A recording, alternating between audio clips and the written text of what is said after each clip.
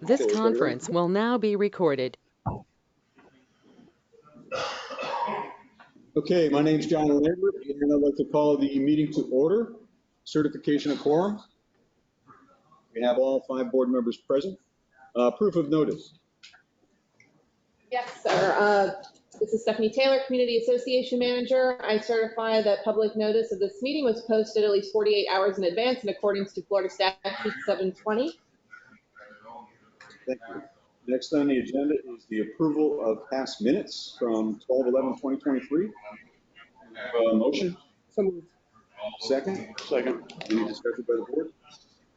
None. All those in favor? Aye. Opposed? Motion passes unanimously. Next on the agenda is the treasurer's report. Alan? Well, actually, we want to go to. Oh, that's right. So we're going to back up. So we're going to introduce our sheriff, Marco Lopez. And as soon as he has a chance, Yep. you have the floor, sir.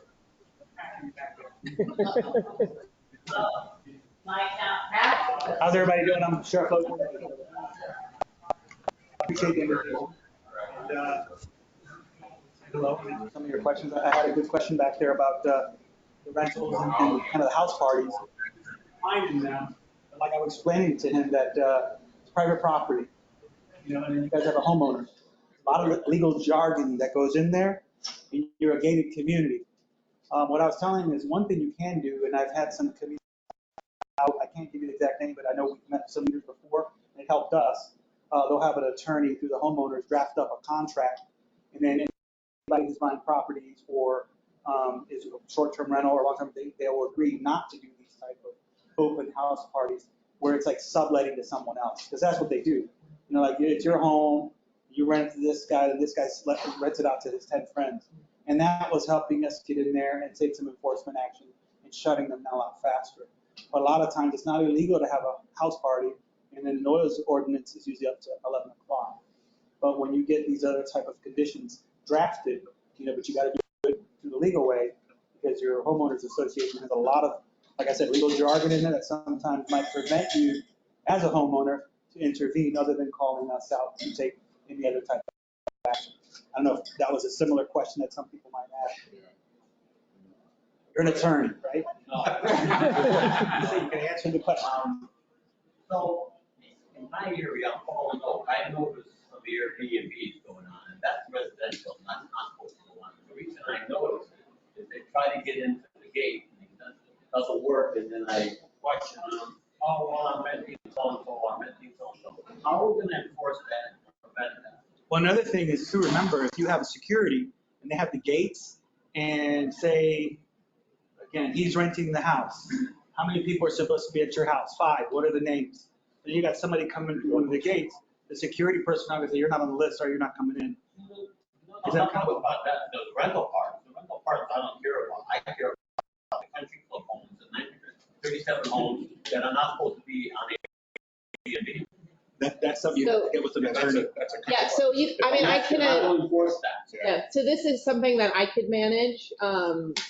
I've dealt with several reported Airbnbs in our community, so if you know of any specific addresses that are doing that, I would ask you to please send me an email so that we can investigate it. No, I don't know the address. I know the people coming into the gate, they try to get in and tailgate me to get into where they're not supposed to get in. Okay. Sheriff, thank you for your comment tonight.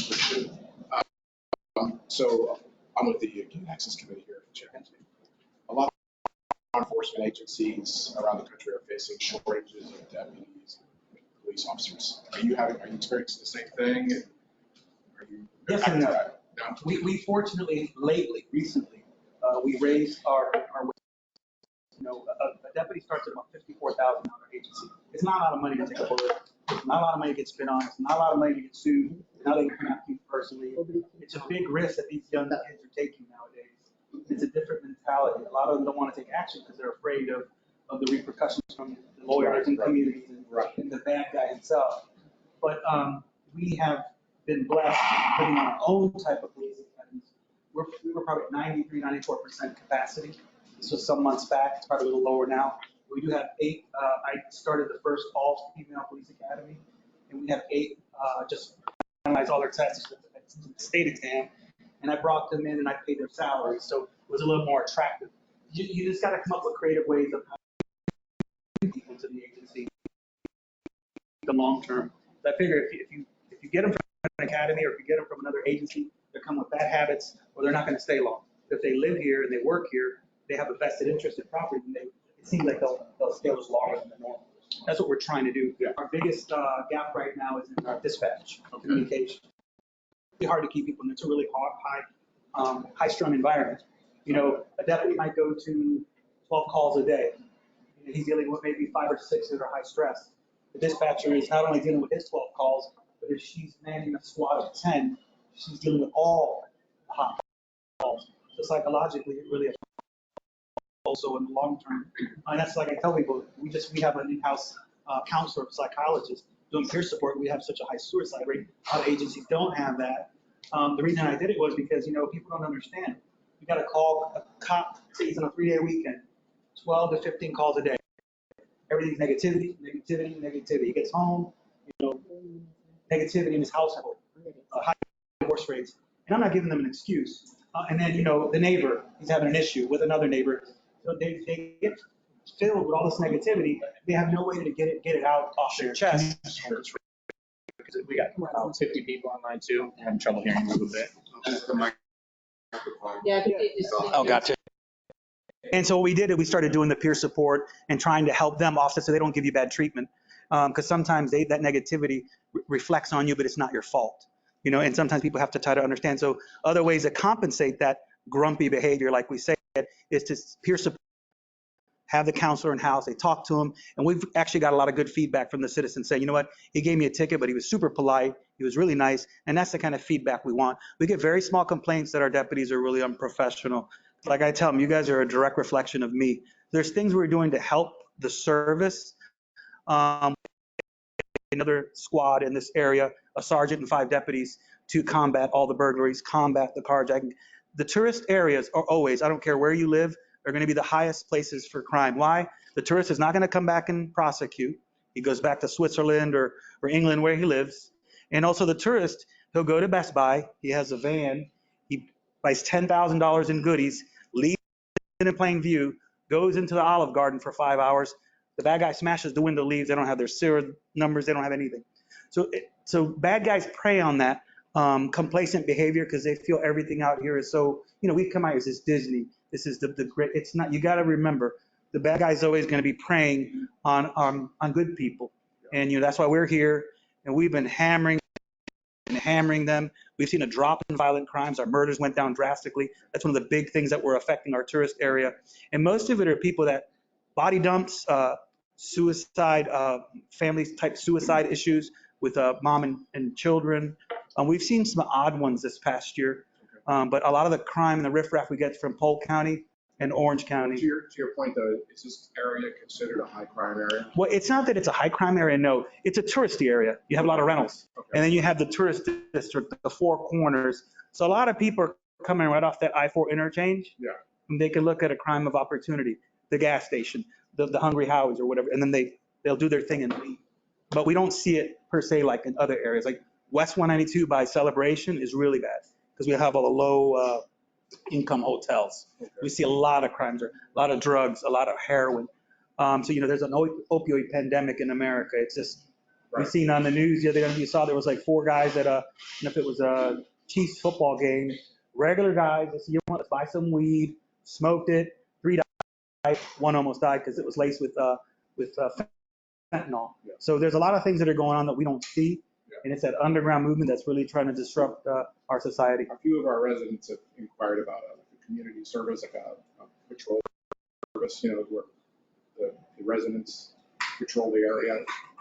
Do you have a program like that? Yes, we do have volunteers that can actually do that. Okay. You know, I was telling some time back if we can get like people on golf carts that say like the Champions Gate volunteer and put a star, you know, but make sure that they're not going to take action. Right. Grady does it out there. I just haven't got a lot of feedback out of that. Okay. But I think if private communities with golf carts, if someone sees that little golf cart coming down the street with the reflector, they might think twice and think it's law enforcement and run. Yeah. But that would be something that you guys would have to do. And it can't be an exact sheriff logo because we can't assume the liability. Right. But Grady does some things like that that actually work to deter some crime in some of the neighborhoods. But it's got to be someone who really is up to date on law enforcement or retired or someone that wants to kind of take that risk. Right. That would be all on you here. And it works well for him in some areas. Okay. Just an idea. Right. So I have a question to follow up on what you were saying about the individuals taking the calls and stuff. Like last night, for example, there was a bunch of kids, but they were teenagers running around. It was up until like midnight, after midnight, running and coaching and carrying on, fighting and stuff. When you have incident like that, right, I treat it as like a noise ordinance. But when is a good time to call 911 versus a non-emergency? Well, if they're just kids running around cursing and acting foolish, I wouldn't call 911 for that. Because someone might need it. But you can call our non-emergency number. You can call in a juvenile complaint. For the most part, when we do have the noise ordinance, if it's a kid on the street, how can we cite them for being on the public street? So it's a lot of this stuff falls under civil type crimes. And then they're not criminal to us. It's like a civil issue. I'm sorry. So what we really have to do is get to know who the parents are, post it on your social media. Hey, these kids right here, you put the picture. They're out here at 12:30, 1 o'clock in the morning, acting foolish. Who is their parent? And stuff like that to raise that awareness a little bit. But call us out, we'll come, and we'll try to shoo them home and get with their parent.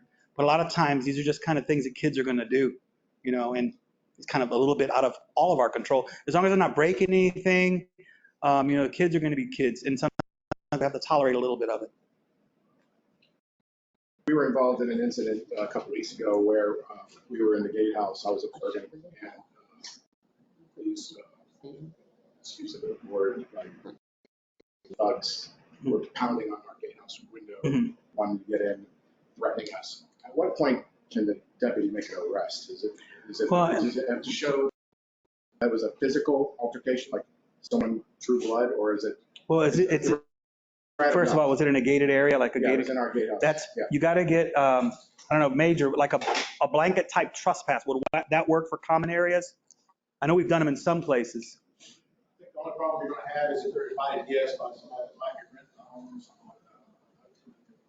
But if they are like maybe residents, you can try to get a blanket trespass for their family members not to go to certain areas. Like I said, since this is a gated community, you need to get it through your homeowners and run it through legal.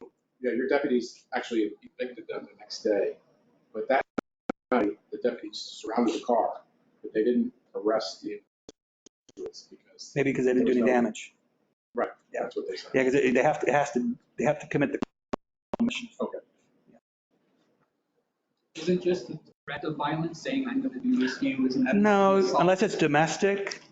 But really, from me and him, if I batter him, technically it's a misdemeanor. I send it to the state attorney. I don't even affect the arrest because the state and the courts are so clogged up with cases. But if it's domestic, then you could probably get charged with an assault. We'll arrest you, you go to jail for a few days. But then, if they don't put an injunction in place, you either come back to the house or you don't.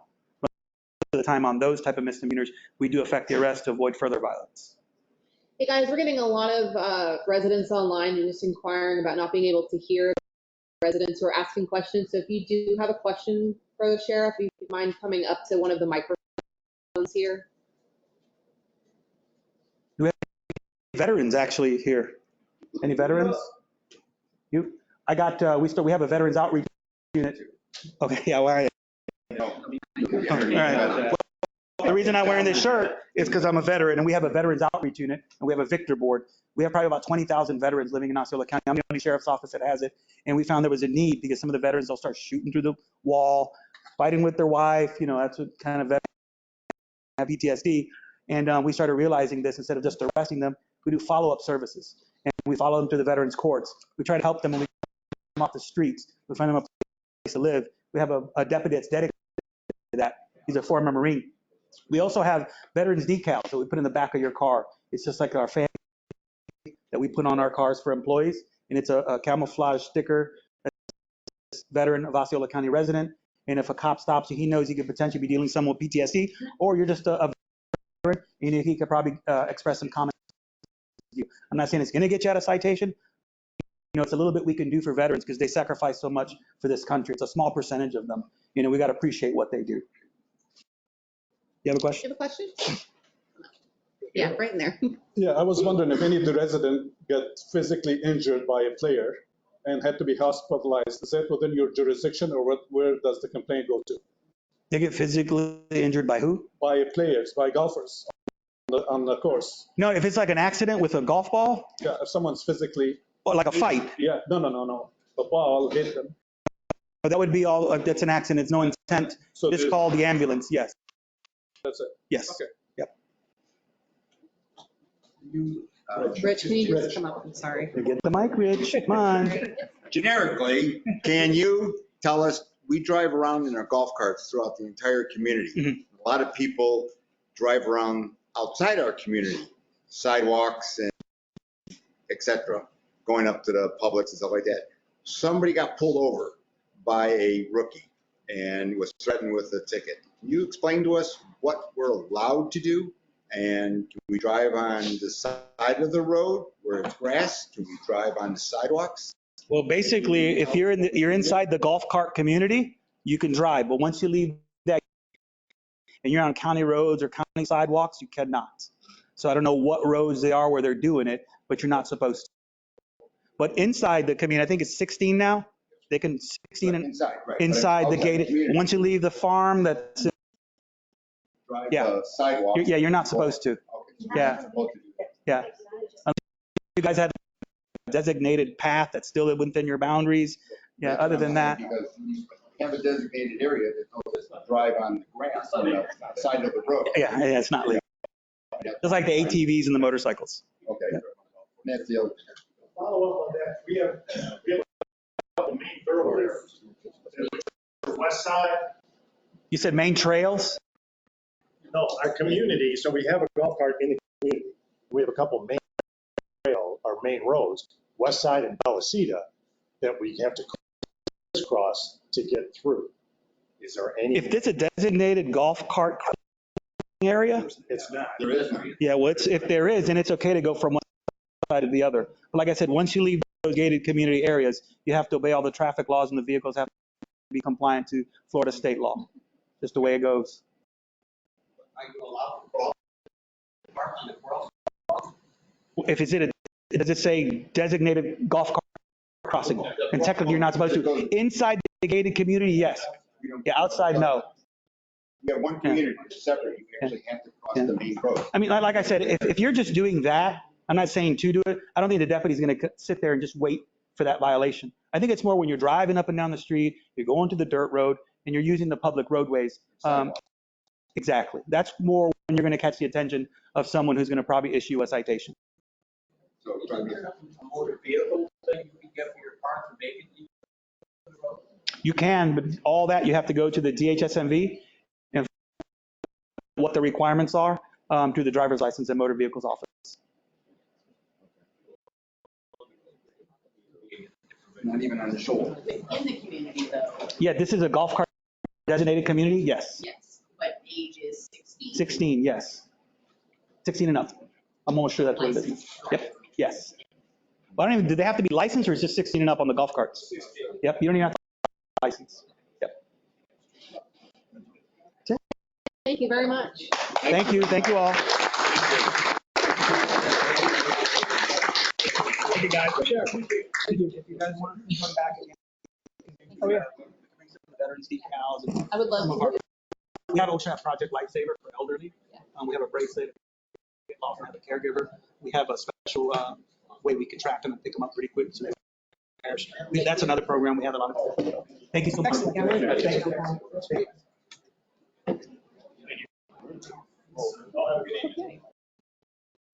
Take care. Thank you so much. Thank you. Thank you. Appreciate it. Okay, moving on. Next on the agenda is the treasurer's report. Alan? All right, great. Stephanie, can you share the slides? will. Apologies for the small font printout in our quest to save paper. There is, There is at the back of the room, yes, but on the I table. was saying, I can't read the first slide at least. The other slides maybe. Yeah, I'm sorry. the second page.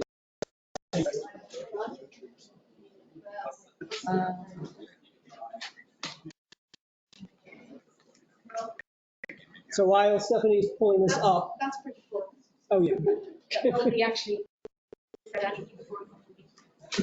Sorry. I don't know if you can make it bigger, Stephanie. Or... So just quickly, we're not going to beat this to death, but 2023 recap. These are unaudited numbers. The actual audit just kicked off today. I got a nice email from our auditors with a whole bunch of requests. So that's a good news because we'll get that underway. It is unaudited. I do expect adjustments. There's always adjustments. They true up depreciation. They do various different, they have the benefit of time. So they'll get any invoices that come in February, early March until they're complete with their audit. So anything we missed accrual-wise or any accounting, principles we adopted that we disagree with, et cetera. So subject to change. The way it's laid out is everything on the left side, which is in sort of the yellow-orange. Those are things that were unfavorable to budget. Everything on the right side was favorable to budget.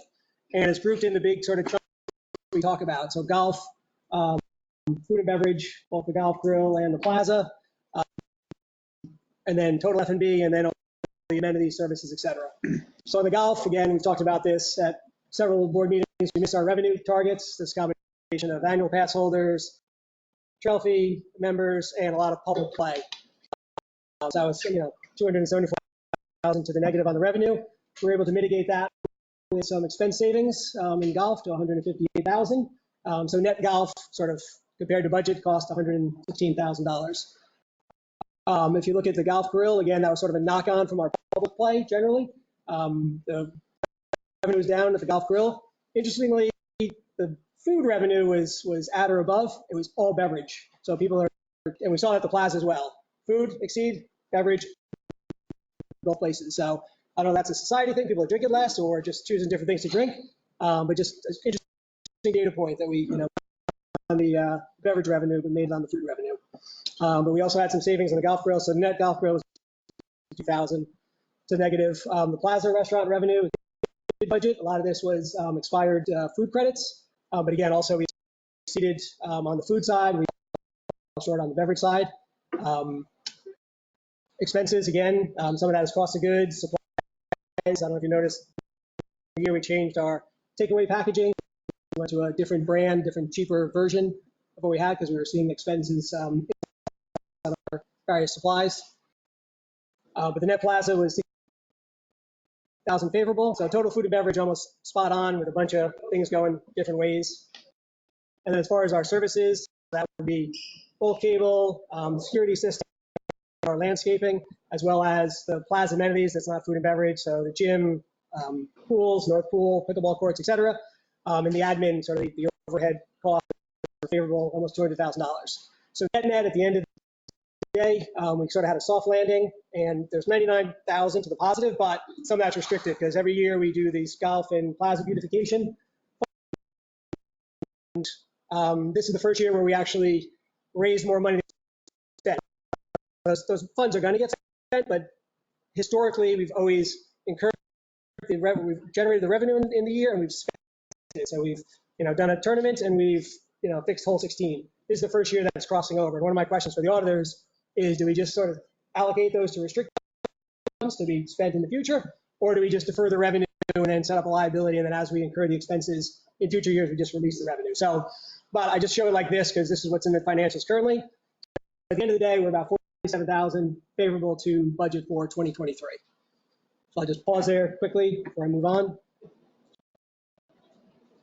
Okay, next slide. So you would have seen in one of the communications that we had sort of 3 key priorities. I've got 2 of them up here. As soon as that slide moves.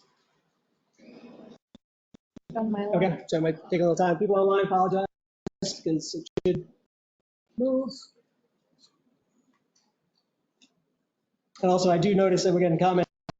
It seems to be cutting in and out. I don't know if that's Spectrum or the GoTo Meeting app, but it is definitely slow and delayed. Blame Spectrum. Blame Spectrum. Okay. Actually, I saw online, but the Super Bowl, that was killing me. Very key moments, it just froze. I was texting my daughter, like, what happened? All right, cool. So one of the key priorities is our new POS system. I think from an end user perspective, a front end perspective, get some positive feedback. You can, book tea times, you can see statements, you can see receipts, et cetera. Back end is a little bit messier, but we're sort of working on that. But again, the tea times, the receipt images, I think is recently the plaza statements went out, and I'm just going to, I'm hesitant to do it here, but online you'll have to wait a second. I just wonder if you look at the part that you're able to read, the actual plaza statements, it's nice, it's got our nice little logo on it, but now you can on the app, you can see the receipts that you charge for the month, you can see what's getting billed to your credit card, you can see what's subtracting from your $900 minimum if you're an annual. Again, there's about 400 members that are annuals, the rest are $75.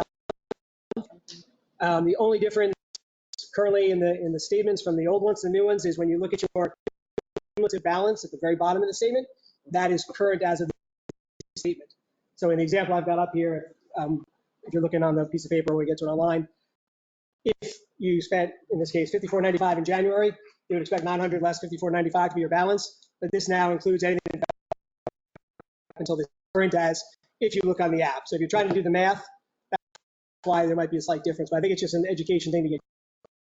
And again, if you look on your app, I think there's a 1-day lag from if you charge something today, it'll show up tomorrow, but your balance will be current. So it's nice if you want to know how balance sits. One thing that you would have seen in the email, but credit card payments. So as we transitioned to a new system, we didn't take any credit cards that were in the C-Suite system and port them over. And in fact, our current system doesn't actually store the credit cards itself. It's stored with the credit card processor. So what we do need people to do is, if you haven't, go on the website, app, register, log in, and add a payment. I think we have less than 100 of our 900 residents that have a payment method on file. So that's obviously going to be a problem for us because we're not going to collect money that is due for us from. There's a quick, just come up here to the. That doesn't allow us to have the card on file for the golf bill too, because we used to have a card on file and now it doesn't work. Correct, right? Card on file bill, but we are piloting a system for that. There's about 8 residents that are testing that to see if it works. But yeah, so you have to go online to enter your card now so we can charge plaza credits to it. Otherwise, at the golf shop and the golf grill, you have to have a credit card physically on you when you check out or close out. I keep getting that the Wi-Fi connected. The Wi-Fi. That's why this is happening. Okay. Like it's not. I'm not sure we can modify that. No. I know, it is what it is.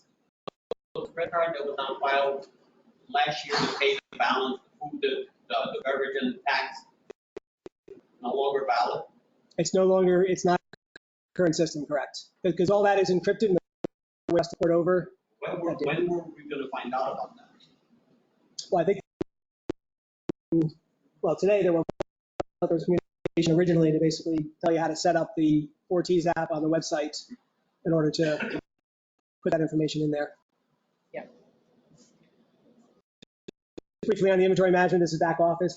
There's a program called Yellow Dog that will hopefully give us some advantages as far as being able to download through the interface a lot of the prices and the products we buy, especially for food and beverage.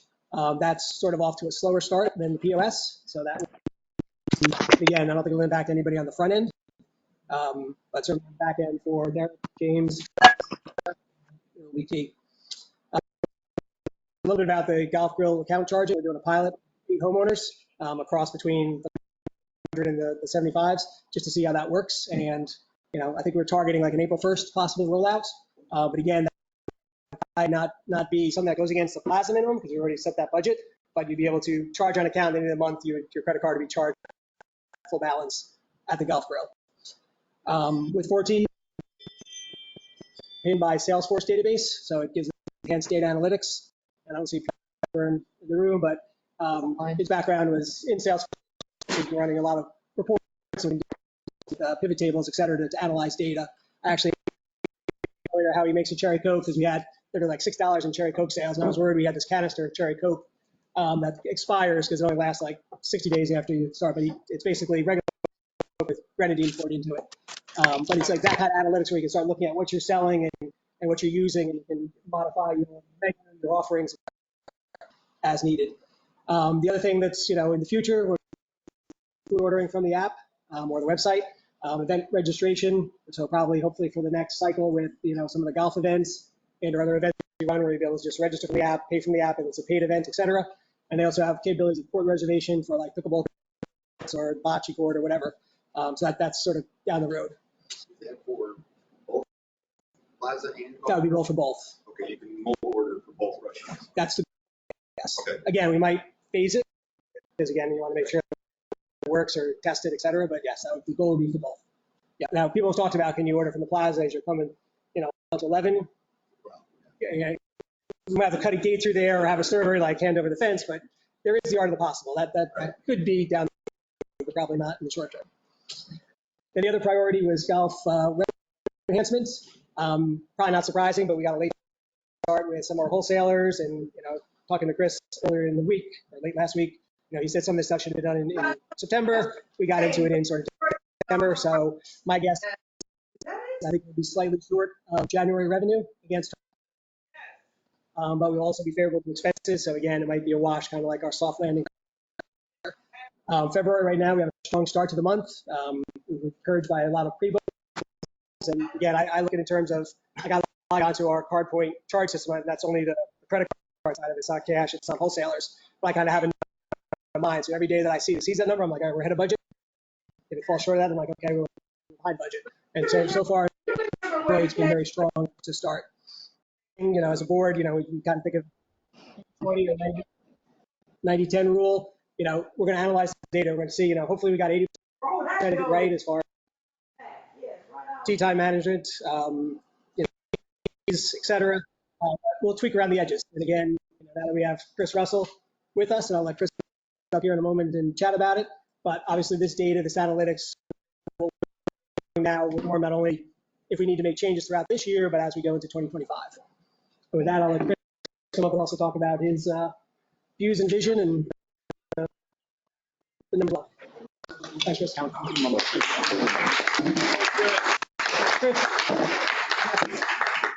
Welcome back. First off, thank you. For those of you who do not know me, my name is Chris Russell. I was here from 2016 through 2022. I have a very good idea of what the membership expectation is and how it aligns to the future of what the board would like to see happen. A lot of good things that Alan brought up, especially in regards to the finances. Kind of want to use the next couple months just to continue to make notes, see where we're trending, look at booking windows, and really figure out our market share compared to a few of the other clubs. So I don't expect to change it in the first couple of months. Really just, again, re-educated with the property, re-educated with the product. Work forward to hopefully making some positive changes as it relates to finances come October. That's really my goal. And then really be ready, set to go for 2025 as well. As Alan said, getting a head start, really trying to get situated with where our rates are, our marketing programs, and make sure that we are ready for our 2025. We make most of our money in that first quarter. Right now, kind of where I'm directed. That's my mindset. Doors always open. You have to chat and try to answer the best. Question. Yes, sir. Non-resident members not renewed. And it looks, by looking at this sheet, it looks like we're picking up revenue from outside, and you say go back down. But as soon as April comes around and the weather's better up north, what do we have in place to replace that revenue over the summer and the early fall?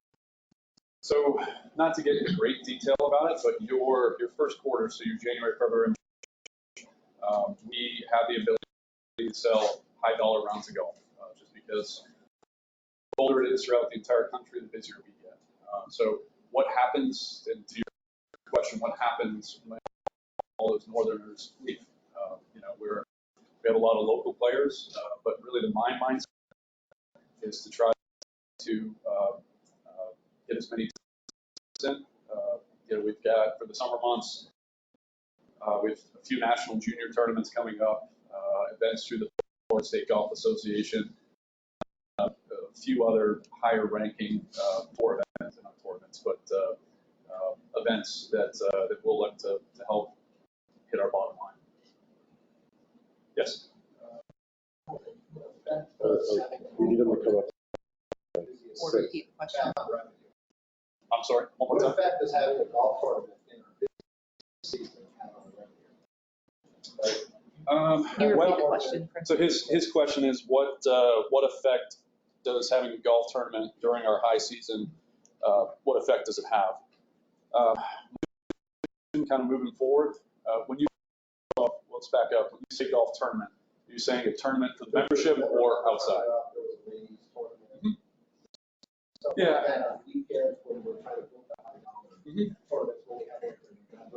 Right. So to answer, I mean, it's a juggling act between trying to hit your numbers by driving that outside play, but also accommodating to the membership of, when our full membership is here. Having those events is definitely better during, January, February, March, and then October through December. Proper budget is going to take that into account as well.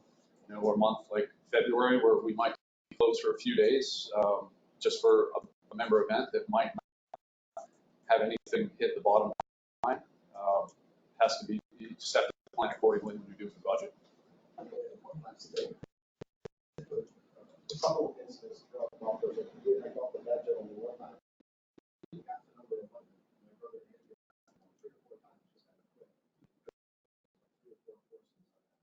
Right. And Saturday, we had 2 courses.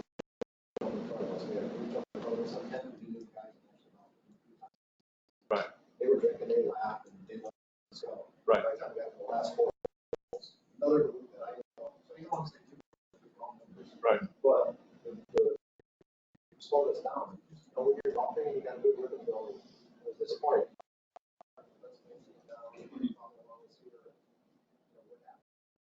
Can you repeat that in brief? So to restate that, the gentleman is asking, what do we do to players' location on the golf course, meaning not having people jump in front of other groups? So there's 2 answers to that. First off, member education. It sounds like a lot of it does come from the membership, not really having a true idea of where they should go. Correct. Yep.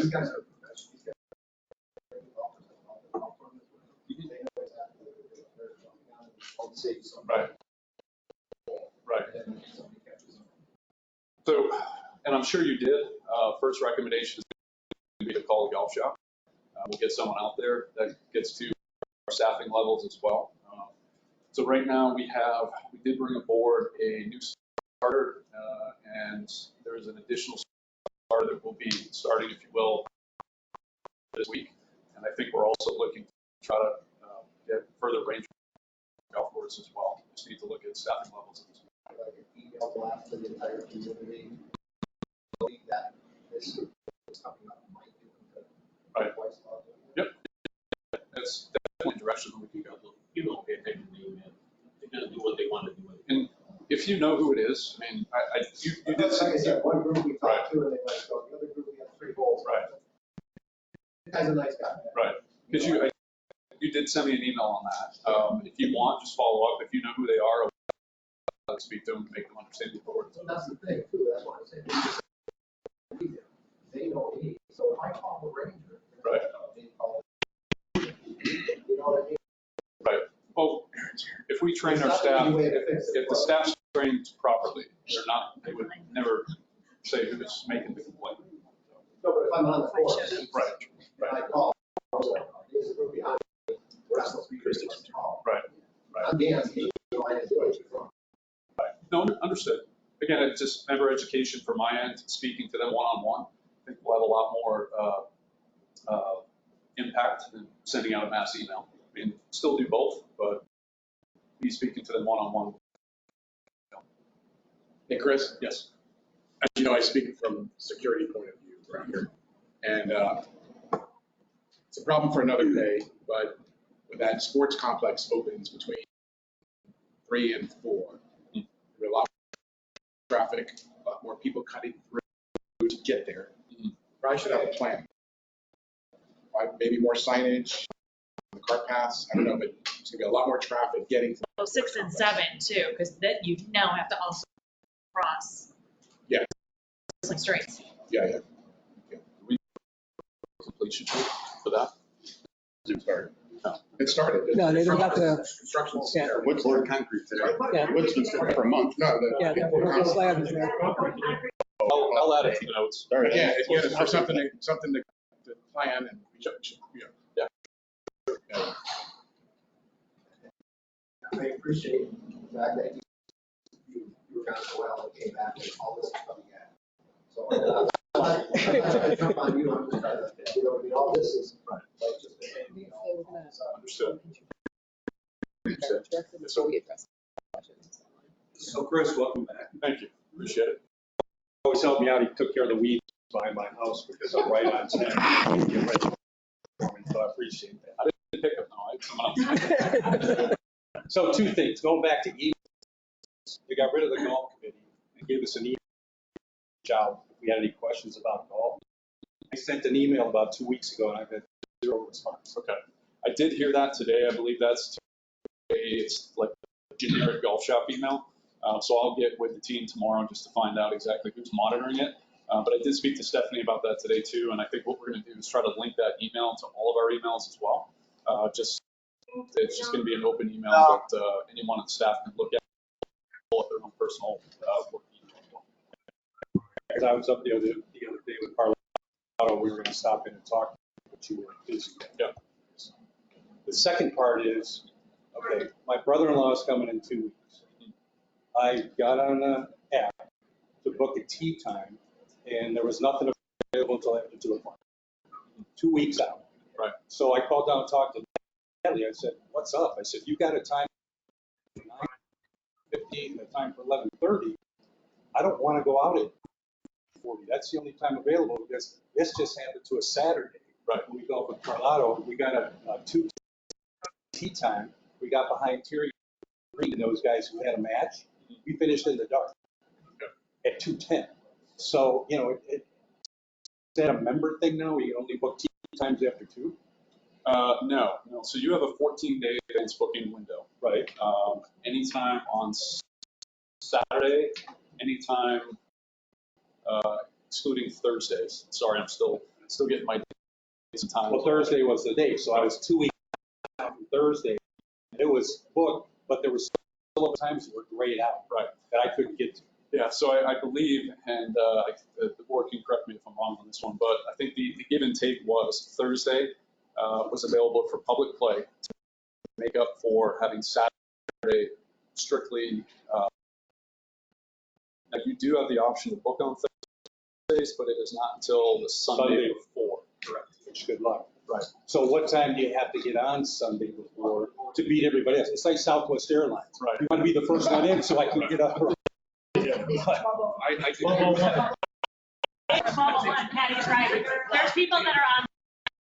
I know everybody's waiting with their things. I do need to look at the logistics behind what time it actually starts. I was told it was midnight. It's 12:01, actually. 6 a.m. Here, I will, something that I'll communicate. So at 12 o'clock, 6 a.m. No, Yeah, Patty just corrected it, yeah. She said it's actually 6 a.m. And I think that's definitely a topic of conversation amongst a lot of people right now, just the booking windows, when members can play, when they cannot play. And I think over the next couple of months, again, I'm going to make notes, make recommendations to the board moving forward on how we can better potentially open up more times for the membership as opposed to having you get locked out like you've noticed you have. Just I got my brother-in-law coming and he said, what do you mean? It's 2 weeks out. I said, bro, I got a 2:40 tea time. We'll said, well, look somewhere else. So, yeah, I mean, like I said, it's, you know, there are a lot of different rules right now in place for just membership booking tea times. Again, something that I will continue to look at, make my recommendations to how it can better serve the membership and getting the times they want. Okay. Well, thank you very much, Great. Chris. Thank you, Chris. Quickly before we move on, folks, I know we do have a lot of questions online. We are going to address those, but first, since we introduced Chris Russell, our head golf pro, we're going to go ahead and introduce our new food and beverage director as well, and then we will address the questions online. So as you know, Derek Orris, our current food and beverage director, he has received a wonderful promotion within First Service Residential, moving on to a large property up in the Panhandle. So we thank you, Derek, for everything. We're sad to see you go. But with that, this week doing a third handover with our new beverage director. I don't remember your last name. James Garner. Garner? Garner. Okay, it's James. It's James, everybody. Welcome to America's bring it on. Yes, I'm sorry about that. It's different, right? He's also losing his voice. He's losing his voice. Speak English, for Christ's sake. Look, I've been living over here for 15 years, so my the speed of my has slowed down a little bit, so I'm able to talk more slowly. My parents are from Dublin. I was born in Wexford, so I had that little bit of a twang. I love Wexford. Nothing against Liesel, but That's great to hear. Well, sorry, but I'm after losing my voice two days ago. I'm trying to get it back, but my name is James Guinan. I'm actually coming from the Disney area. I've worked in Raglan Road for 12 years as an executive chef and moved on as an executive chef for Chef Art Smith's Homecoming in Disney Springs. Coming at you for a new challenge. I'm definitely really excited to be taking on this role. I've known Derek for, about 5 weeks now. We've talked back and forth, giving me the rundown of the expectations. I'm not afraid of a challenge. I'm definitely very excited to be able to be in this role, and glad to be here.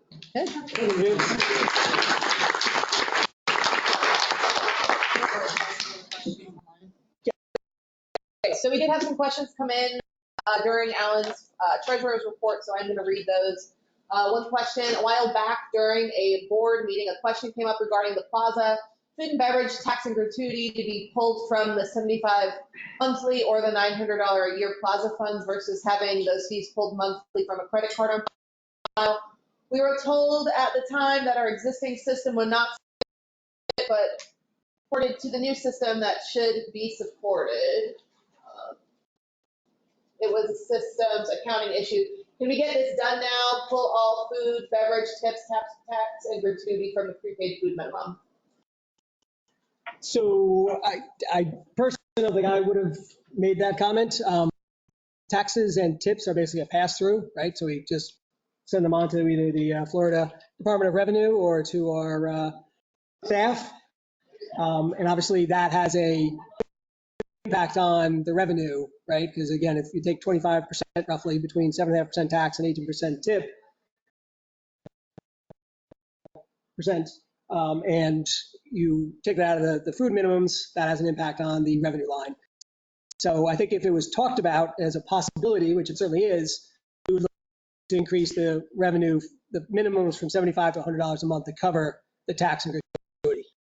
So that would be the next logical step. If we wanted to make it a simpler process that's all inclusive, we would just up the minimum to cover tax and gratuity. Okay. The next one, they were confused. You're speaking about with the April target date for what? So that is right now at the Golf Grill. You basically pay right then and there with your credit card.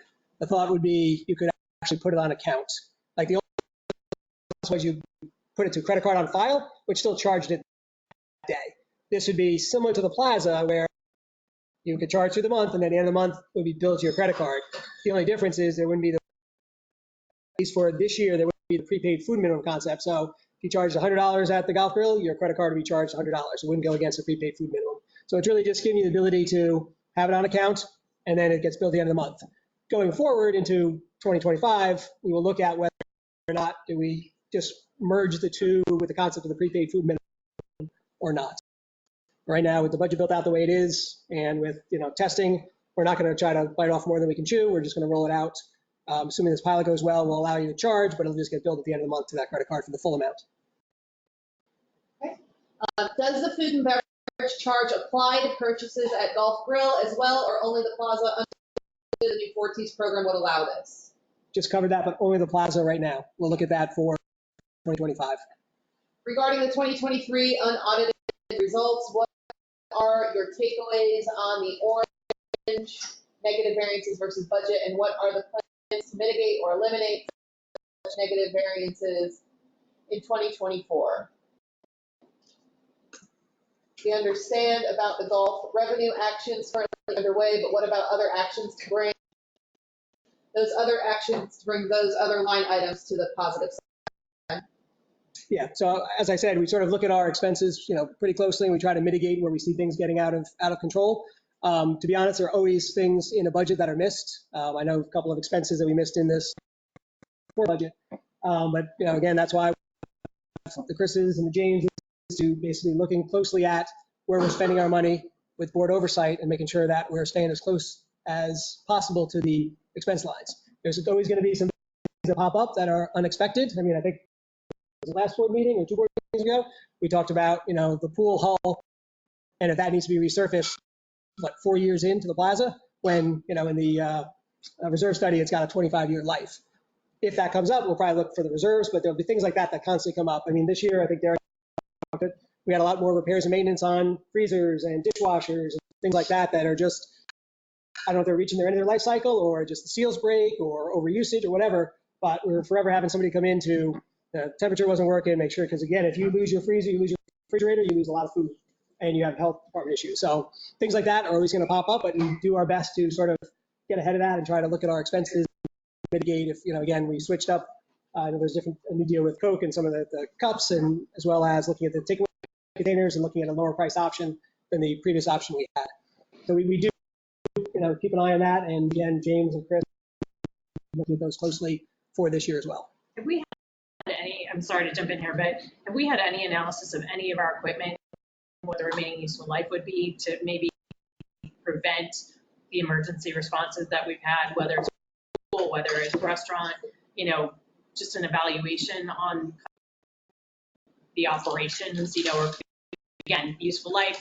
And useful life is probably a misnomer to some extent, but at least the condition, like a property condition report, because that at least will tell us like what state we're in and then help us for the future. Right. The closest we came to that was the first service sort of overview. I forget what it was called, but it was it's like a safety evaluation. Yeah. And I don't know, Derek, if there's anything from a beverage perspective where. When NTEC comes out, Jesus have been working with our tech and he has been looking, but it's not a structure that they're not bringing him out just for the analysis. But ever since we brought him on, he's been really crucial to helping us with plumbing, HVAC, and just all of our restaurant repair. So I have that noted, so we'll start putting a hard copy down on that, but he is active. I just think a property condition report, and again, it's not specific to F&B, Yeah, it's overall. Yep. Pools, overall, everything. I think that's money well spent, because at least we would know if there's really something more than not, and then be able to allocate whatever funds we have. I mean, the closest we came to that was probably the reserve study, where they came in and looked at everything, and again, unfortunately, some of those things that they think have 20-year lives, all of a sudden don't. No, and you look at the pool equipment, and again, what's happening with F&B, that's why property equipment. So maybe not a reserve study, but you have right. Property, the conditions the conditions analysis is a little different than that. But we have taken with the HVAC,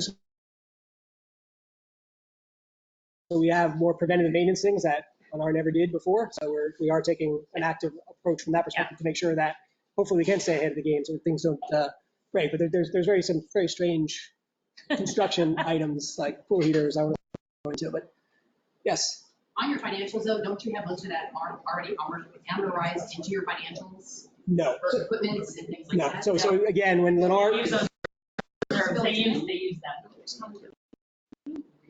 so again, if you think about when Lennar built this building, I'm just gonna pick a number. Let's say they just donated it. So we didn't pay a dime, Right. except for in our houses, we didn't pay a dime for any of the. I realize that, but somebody on the financial side of Lennar and their accounts should have done. In theory, it's somewhere on their books that they spent $3 million. This is just write off for them, right? They spent $3 million. They just write it off because they just turn it over. Yeah. Like the golf course. Should have been right. Whoever took over the financials on our side did a poor job of that. In what sense? Didn't look at the utilization schedule for your equipment. Did not look at the reserve schedule for. Oh yeah, again. Well, we do have a reserve schedule, but again, some of that is less than. Did not take into account the reserves of your equipment to hold that thing. That's what I'm getting at. Is you know the time that it's important. Oh yeah. Your environment. Yeah. The wear and tear on your equipment. So there should have been reserve pools. There is. Yeah. So in other words, our saying that $3 million was blown somewhere written off. No. So in other words, when they donated this building, they built this building, let's say it cost $3 million. They just donated it to us, right? So then, and they didn't set up any reserve. Same thing, you're gonna run into this with the Oasis Club, et cetera. But we've established reserves now. So as of year end, it's like $510,000 that we have to replace the pool deck, to replace the air conditioning. And when we're basically $500,000 every year, that goes up. The problem you run into is when there's a 20-year life, but all of a sudden it fails in 4 years. That's unexpected. I understand. Yep. So from a financial side of doing, you part of your reserve process though, you have set aside, I have a $15,000 cooler. Yeah. Yep. So every year I'm setting aside this much money. Correct. To replace that cooler. Correct. And every year it depreciates. So part of my amortization schedule is this. So that's all a part of that. Yep. It wasn't just dollars that got written out. Financial. Yes. Yeah, you're good. So to that point, $15,000 fridge or freezer, we've got a reserve for that now sitting in the bank. If it falls tomorrow, we got a $1,000 gap. Yes, so you're not right. to take that else. Correct. Yes. It's amortized based Yeah. on. Right. So like as an example, in the reserve study, they allocated $600 a year for sidewalk repair. Which is ridiculous given how the sidewalks we have. Yes. But if you grind them, like we've done that here, and I know Celebration, you walk on their sidewalks, every sidewalk is ground. But at least that's a better financial option than replacing a sidewalk. Yes. But to add to your point, Ellen, and again, I'm on the master. We work on the master. This is part of the master committee. We were handed off what they considered the amortization schedule, and I think people in this room, they were commenting on it. The information is only as good as the people that support that or provide it to you. So you can give me an amortization schedule for any piece of equipment. If you do a property condition report, which is what I was asking about, that will tell you what the useful life, the remaining useful life will be.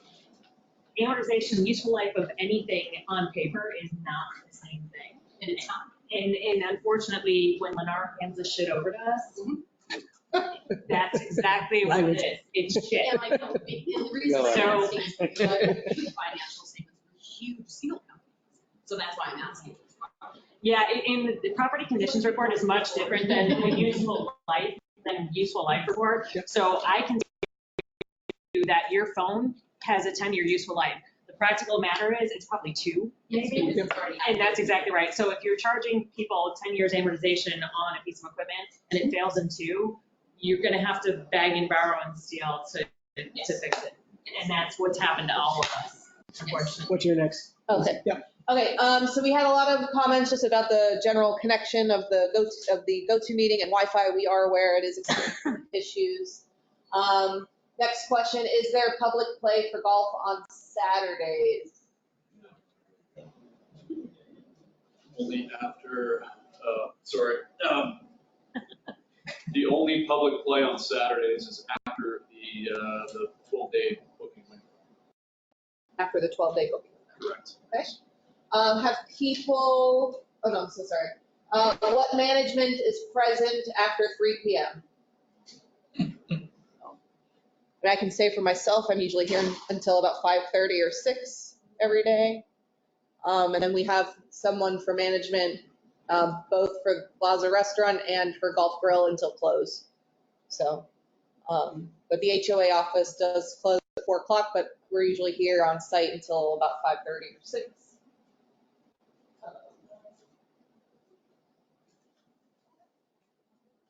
Welcome back, Fred. The statement is frozen on the screen. I'm not sure why. I do apologize for that. I'm not sharing anymore. Oh. Mine, it was their computer.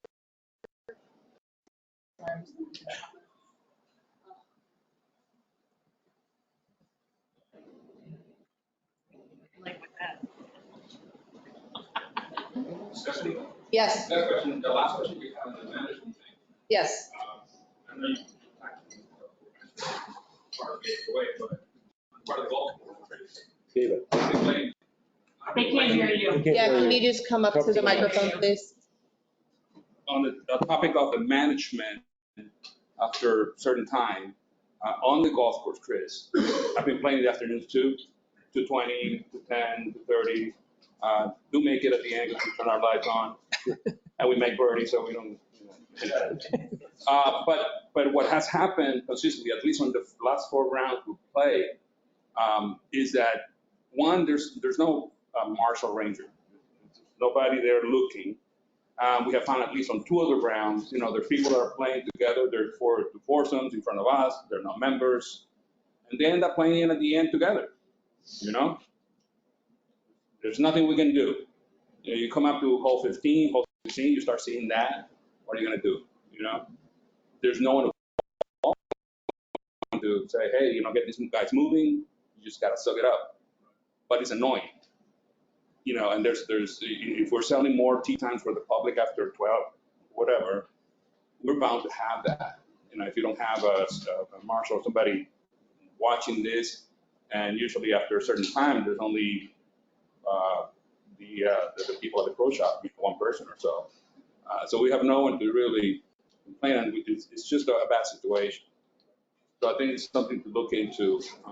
I do have that on my notes when it comes down to personnel, not just calling the golf shop to let us know what's going on. I still recommend that, but actually having whether or not we look in peak season or have a ranger from 10 to close. That's normally when all of our issues begin to happen later in the day. We're happy to say that even though we lost a few staff, we did fill those spots with the starter position. And now it's need to get going on finding the ranger for, I'm going to say 7 days a week. Yeah. Make sure it fits into what we're budgeted for labor. And maybe just take a look to reconfigure some of the employees' hours to make sure we stay within that number. Yeah, I don't know if it's common for those other members who played after 12 o'clock, but it definitely we hit a wall after hole 12. When you start around that time, whether it's people get slower or the groups, but I would say 100% of the times I've played, the last 4 times, that's what's happened. So it just if you had a ranger or somebody looking around, that can get people moving. Thanks, Rich. Thank you. Thank you. Okay, moving on for the questions online. This is just a comment. CGMGA should not be allowed to block the tee sheet, period. CGMGA should not be allowed to block the tee sheet, period. The next question is, what legal actions and lawsuits are pending for the HOA and what is the status of them? Yeah, legal actions. Oh, it doesn't matter. I mean, we don't, all we have on legal side. I'm not, well, we have down to earth kind of in a, ball's in their court right now, so we can't really say much more on that. And then the 558, same thing, we're kind of just static. Yep. I think the only thing to update on Down to Earth is they did take the lien off the plaza. Right. So they're still got litigation for breach of contract. Right. And then the other thing you'll see on the agenda is we're going to vote on probably, I think one already clear, but 3 foreclosure actions for the country club. So that's pseudo legal action. I don't like, it's not, but it's our legal counsel's involved to pursue that. Okay. Based on our board-approved golf policy manual, the previous golf committee recommended public play only from 11 a.m. to 2 p.m. on Mondays, Tuesdays, Wednesdays, Fridays, and Sundays. No public play has been approved previously on Saturday. Times being booked outside these times. How are we going to improve on this and thereby provide these much desired times for homeowners?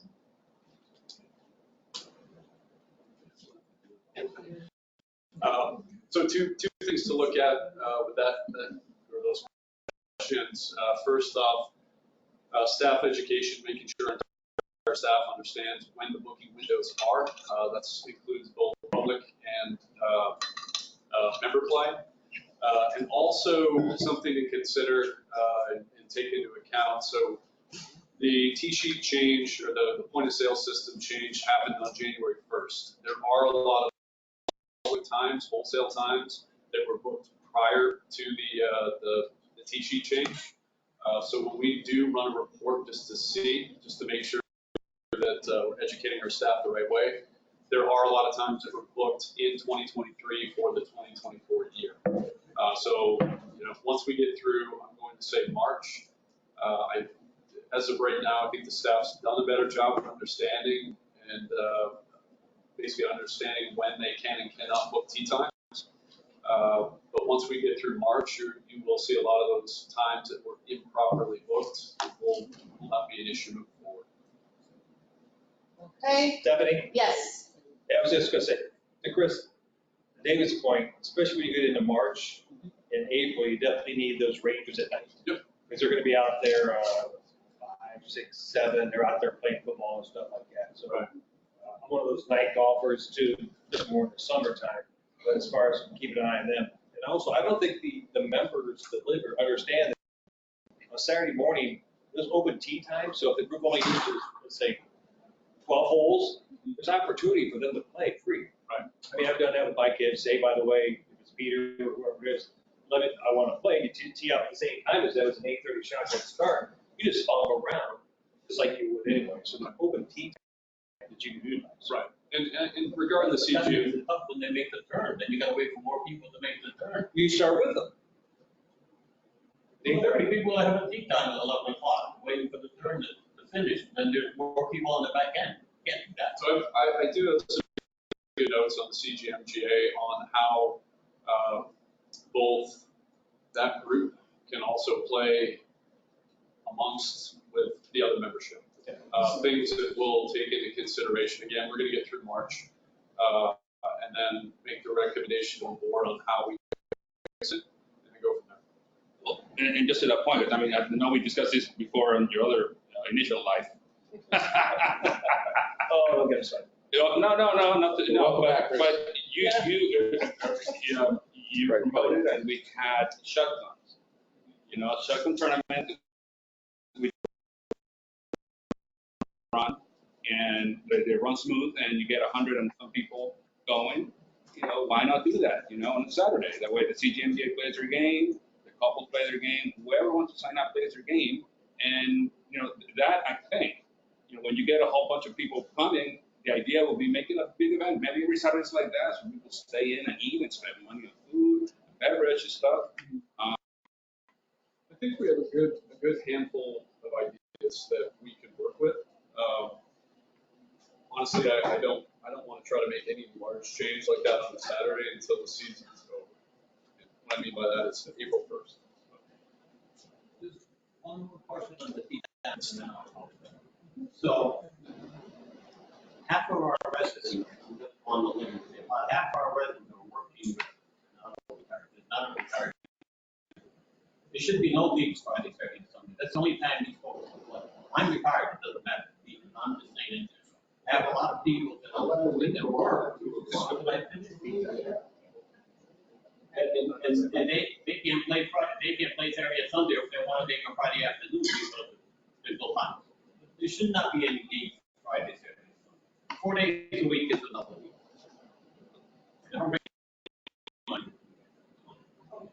Okay.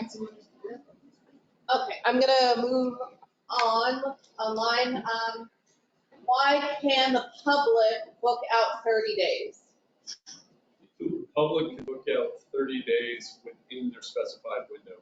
So it's 11 to 2 o'clock. Was there was no board resolution of approval to not have public golf on Saturday? I think having ethnic food on a monthly basis will bring more people together and add revenue for the plaza. We're going to get Irish food for sure.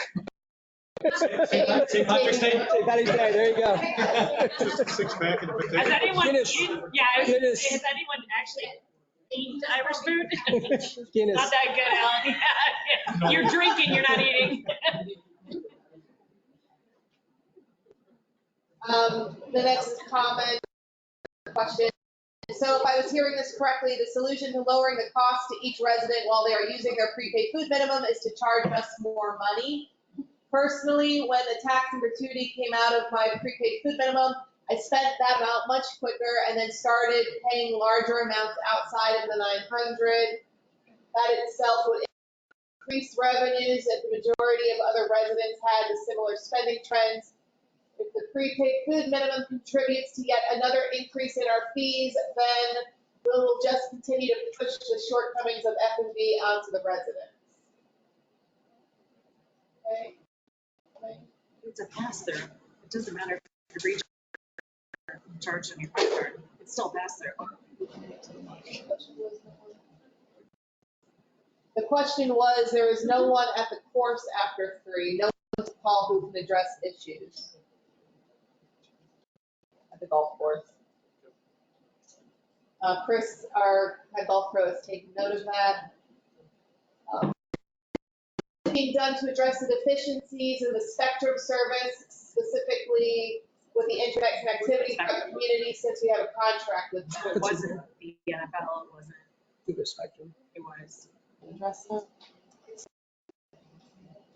No, I know that, but I didn't know if it was Spectrum because I saw people complaining. Oh, was that there? Well, where's Ross Oliver? Damn it, ask Ross Oliver. What is the status of the member audit? That's a Plaza member audit.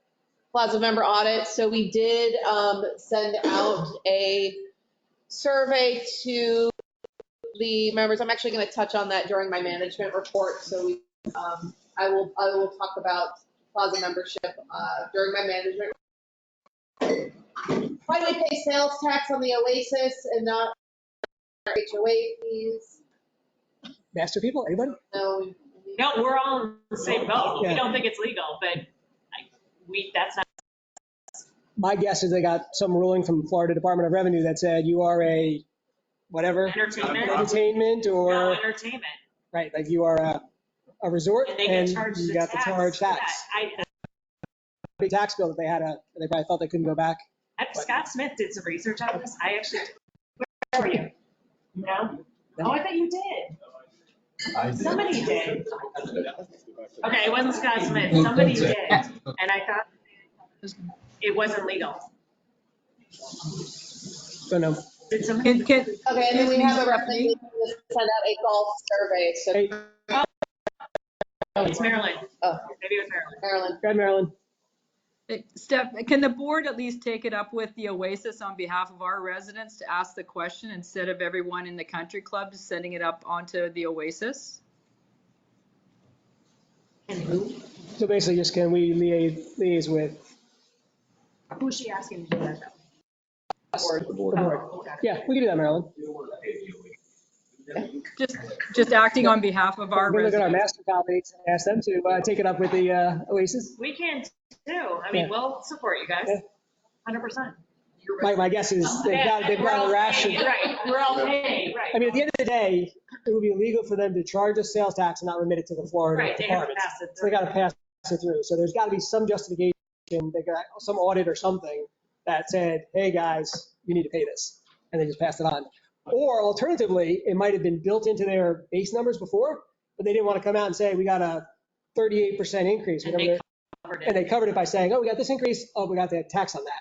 So they might have just, rather than, again, it might have been implicit in their number before, I don't know. We can talk to, we'll talk to Karen. We can talk to Karen because she's still our attorney. Okay, cool. It would be consistent, I would think, across all the HOH It probably because they're. Well,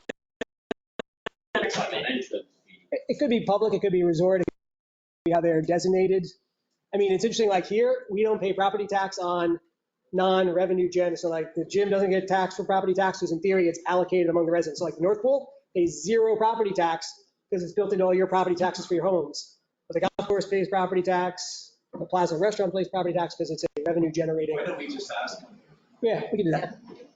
I think it's a good idea. And the country club board, go ask them. Yep. So that way they take it from Both sides. Again, I'd be surprised if they didn't have justification because that would just be very I think odd. it's a sales tax, and we. It is a sales tax. But Country Club pays the sales tax. It's just a pass through to us, right? Yeah. We don't pay it on our assessments. That's the thing. No, not on the assessments. Yeah, but that's effectively what they're doing. The Oasis is. That's exactly right. So It's that's just why. shifting. That's right. We will ask. The last comment that we have online right now is a request to do a golf survey. So Chris has taken note of that. Would you like to move on to the manager's report? Yes. Thank you. Wait, hold on, John, 1 second. Like a golf survey in what way? Like just to make sure that we're not beating the same dead horse 100 times, because it seems like this is a topic that just never goes away. That's a great question. I'm just saying, Stephanie, if we head this off and get people to give you feedback, Chris, to help you, so that you're not shooting in the dark, like what do people want to see on that survey, so that all questions are answered and you're not like, again, like. I think I have a pretty good idea. Yeah. After some comments, yes. First board meeting. All right, Stephanie. Okay, we're going to move on to the manager's report. So we did not have a board meeting in January. So this report is reporting on both December and January. So we're going to start out with, we're going to start out with arrears. So as of as of January 31st, the association was owed $86,000 in total, and over 90 days, that amount is $50,000, just under $50,000. Sorry, I have it on so many pieces of paper because it's 2 months. In no particular order, we'll talk about the 24/7 customer care inquiries. For December, we had 77 inquiries. 20 of those were escalated to on-site management. This is a higher than average amount, and it was basically due to a lot of people just inquiring about the 2024 assessments, how to make their prepaid food minimum payments, and all of that. And then we did see another uptick in January with the customer care center inquiries, with 53 inquiries in total. 16 of those were escalated to on-site management. Most of those questions were related again to the 2024 assessments, as well as Forti's website and app questions. We issued in December 73 violations. We closed 57 of them. And to date, we have 104 violations open. In January, we issued 46 violations and closed 11 of them. Architectural review for December, we had 2 meetings. On December 19th, we processed 23 ARC applications. 12 of those were approved. 8 of those were conditionally approved. We had no tabled applications and only 2 denied applications, and 1 application was withdrawn.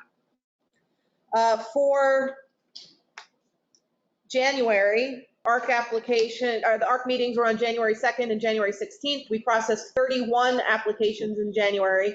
19 of those were approved. 7 of those were conditionally approved. We had no tabled applications, but 5 applications were denied and 0 applications were withdrawn.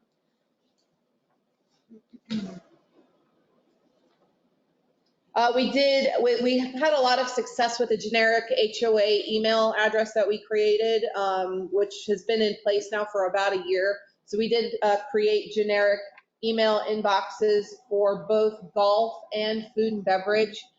So we did communicate what those are via e-blast. So we do ask residents for any general inquiries, please reach out to those general inboxes. And then we have a lot of other items here. So Forties, first off, I would like to say that Forties customer service is 5-star. They have stellar customer service, big improvement from Easy Suites, where we were literally on hold sometimes for 5 hours without any help. But Forties has been great. They answer every question when we call. They sit through every problem with us, which has been really great. The website is easy to navigate. We get a lot of compliments from the community regarding the user friendliness of the app and the website. We are able to now easily make edits on the website ourselves, rather than with Easy Suites, we had to contact them to make the changes on the website. So that process is now streamlined and a lot easier.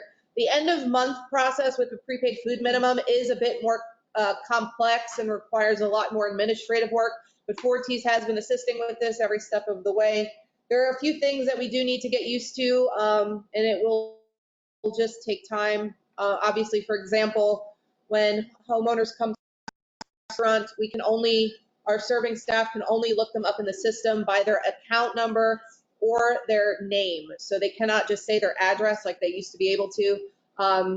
The way that the data dump went into Forties, we are having to make a lot of edits right now to homeowners because some of them are listed as trusts. Some of them are listed by legal names that they don't go by.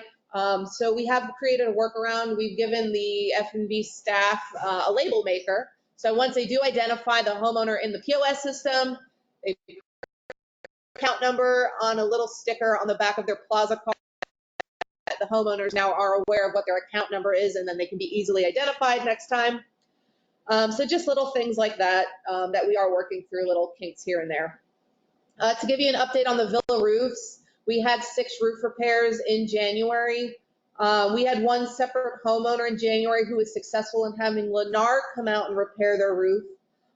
So per the advisement of our defect attorney, we've been directing villa owners to reach out to Lennar first to see if they will do the repairs for them.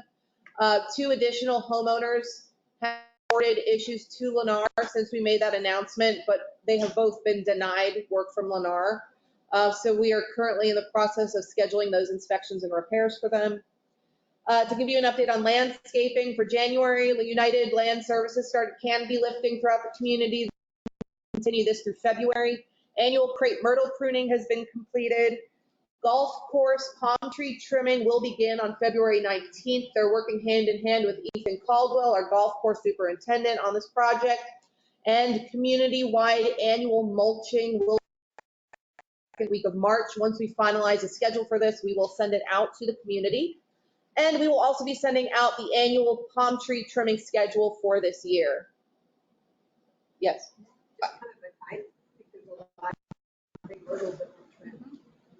I'm so sorry. I think there's a lot of crepe myrtles that weren't trimmed. So I will follow up with United on that. They do have a different crepe myrtle pruning process than Down to Earth did. Down to Earth likes to bluntly cut them, and United to come out and actually like trim all of the branches so they don't actually always look pruned because they like to keep them very full. It's a completely different process than Down to Earth did.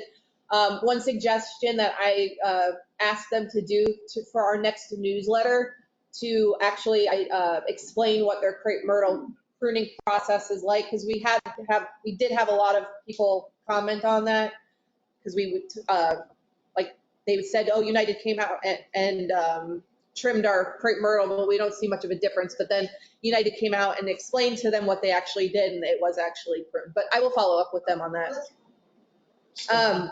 Yes. On the golf course palm tree trimming, is Yes. that on 13 and 12? It's wherever there's palm trees on the golf course. It's the whole golf course. There's about a dozen trees that I don't think have been trimmed in there for a long time. The CDD comes and trims all the other ones, but they really stand out. I don't know if anybody else. Yeah, so we know that it's not been done. So it's not part of United's contract. So we asked them for a separate proposal on that. So they're working with Ethan on that right now. So that'll start on February 19th.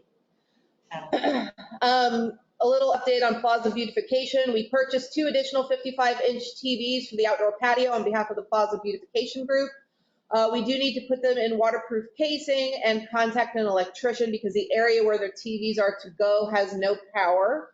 So the electrician will quote us the cost to run electric through the ceiling to the power sources, and then we also need to contract Spectrum to do cable hookups for both of those TVs. Once we have the final costs of everything, I will let the board and the Plaza Beautification Group know. HVAC preventative maintenance was completed here at the plaza last week. We are now in the process of scheduling HVAC preventative maintenance for the golf club and the golf maintenance facility.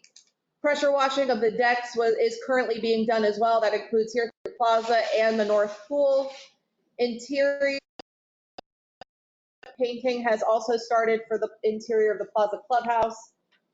We did start to notice a decline in the pool cleaning service, and we addressed this with Central Florida Pools upper management.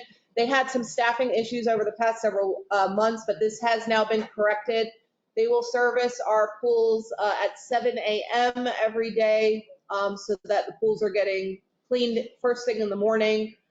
And we have seen, they've started on this new schedule and with the training of their staff for the last week, and we have seen a total improvement on the cleaning for the past week, so we are happy with that. Stephanie, Yes. can I just ask you a question on that? Sure. Down at the pool here, people have noticed it's all brown on the bottom. Yeah. Is that something they're going to take care of? Yeah, it's actually in my. Oh, okay. I was ahead of you.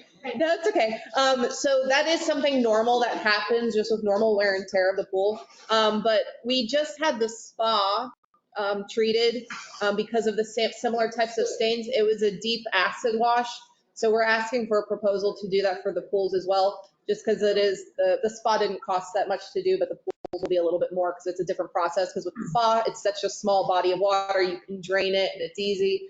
With the pools, they don't actually the pools while they do the acid wash, but it's just a different process, so it's going to cost a little bit more, but so we're waiting on that proposal. Yes. Is it the part where it's stained at this point due to the fact that they have?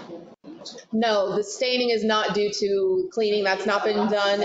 It is just yeah, and they did scrub the bottom of the pool. It looks 10 times better than it did. Yeah, it looks so much better than it did, but that like orange staining. We're working on that right now with them. So the heater for the upper pool, we were having issues with that last week. It was actually a pump motor issue, so the pump housing and the motor was replaced for the upper pool, and the heater is now working because of that. All of the pool heaters are under warranty until 2026, so just a little note there. And our labor warranty expires in July of this year, just an FYI. The sauna in the men's restroom was down for 2 days with a wiring electrical issue, but this has since been repaired. And also just a few projects that also happened. Freedom Pavers was on site and completed the pavers and the coping repairs for the plaza as well as the north pool. Florida Attic Solutions was on site. We were having issues with the ladder that goes to the attic in the men's restroom. This has also been added to the lawsuit with Lennar. Basically, the ladder was too short, and it was creating a hazard for the staff to go up it, so we did get that corrected. And then a machine in the gym. We had a wheel break off of the machine in the gym. Commercial Fitness, our repair company for the fitness center, was unable to repair this, but we actually sent the machine down to the golf course maintenance area, and Ethan's team was able to weld the wheel back on for us at no cost to us. Yeah. And then just to touch on Plaza membership, we did send a non-binding survey out to the community just to gauge where everyone's thoughts were on the Plaza membership. is we did come up with a proposal like 2 board meetings ago, and it was met with mixed reviews from the community. So the board decided that we wanted to just see once and for all, what does the community think? What should we do? So if it is decided that the majority of the community does believe that we should change the documents, we will need to go to an official vote.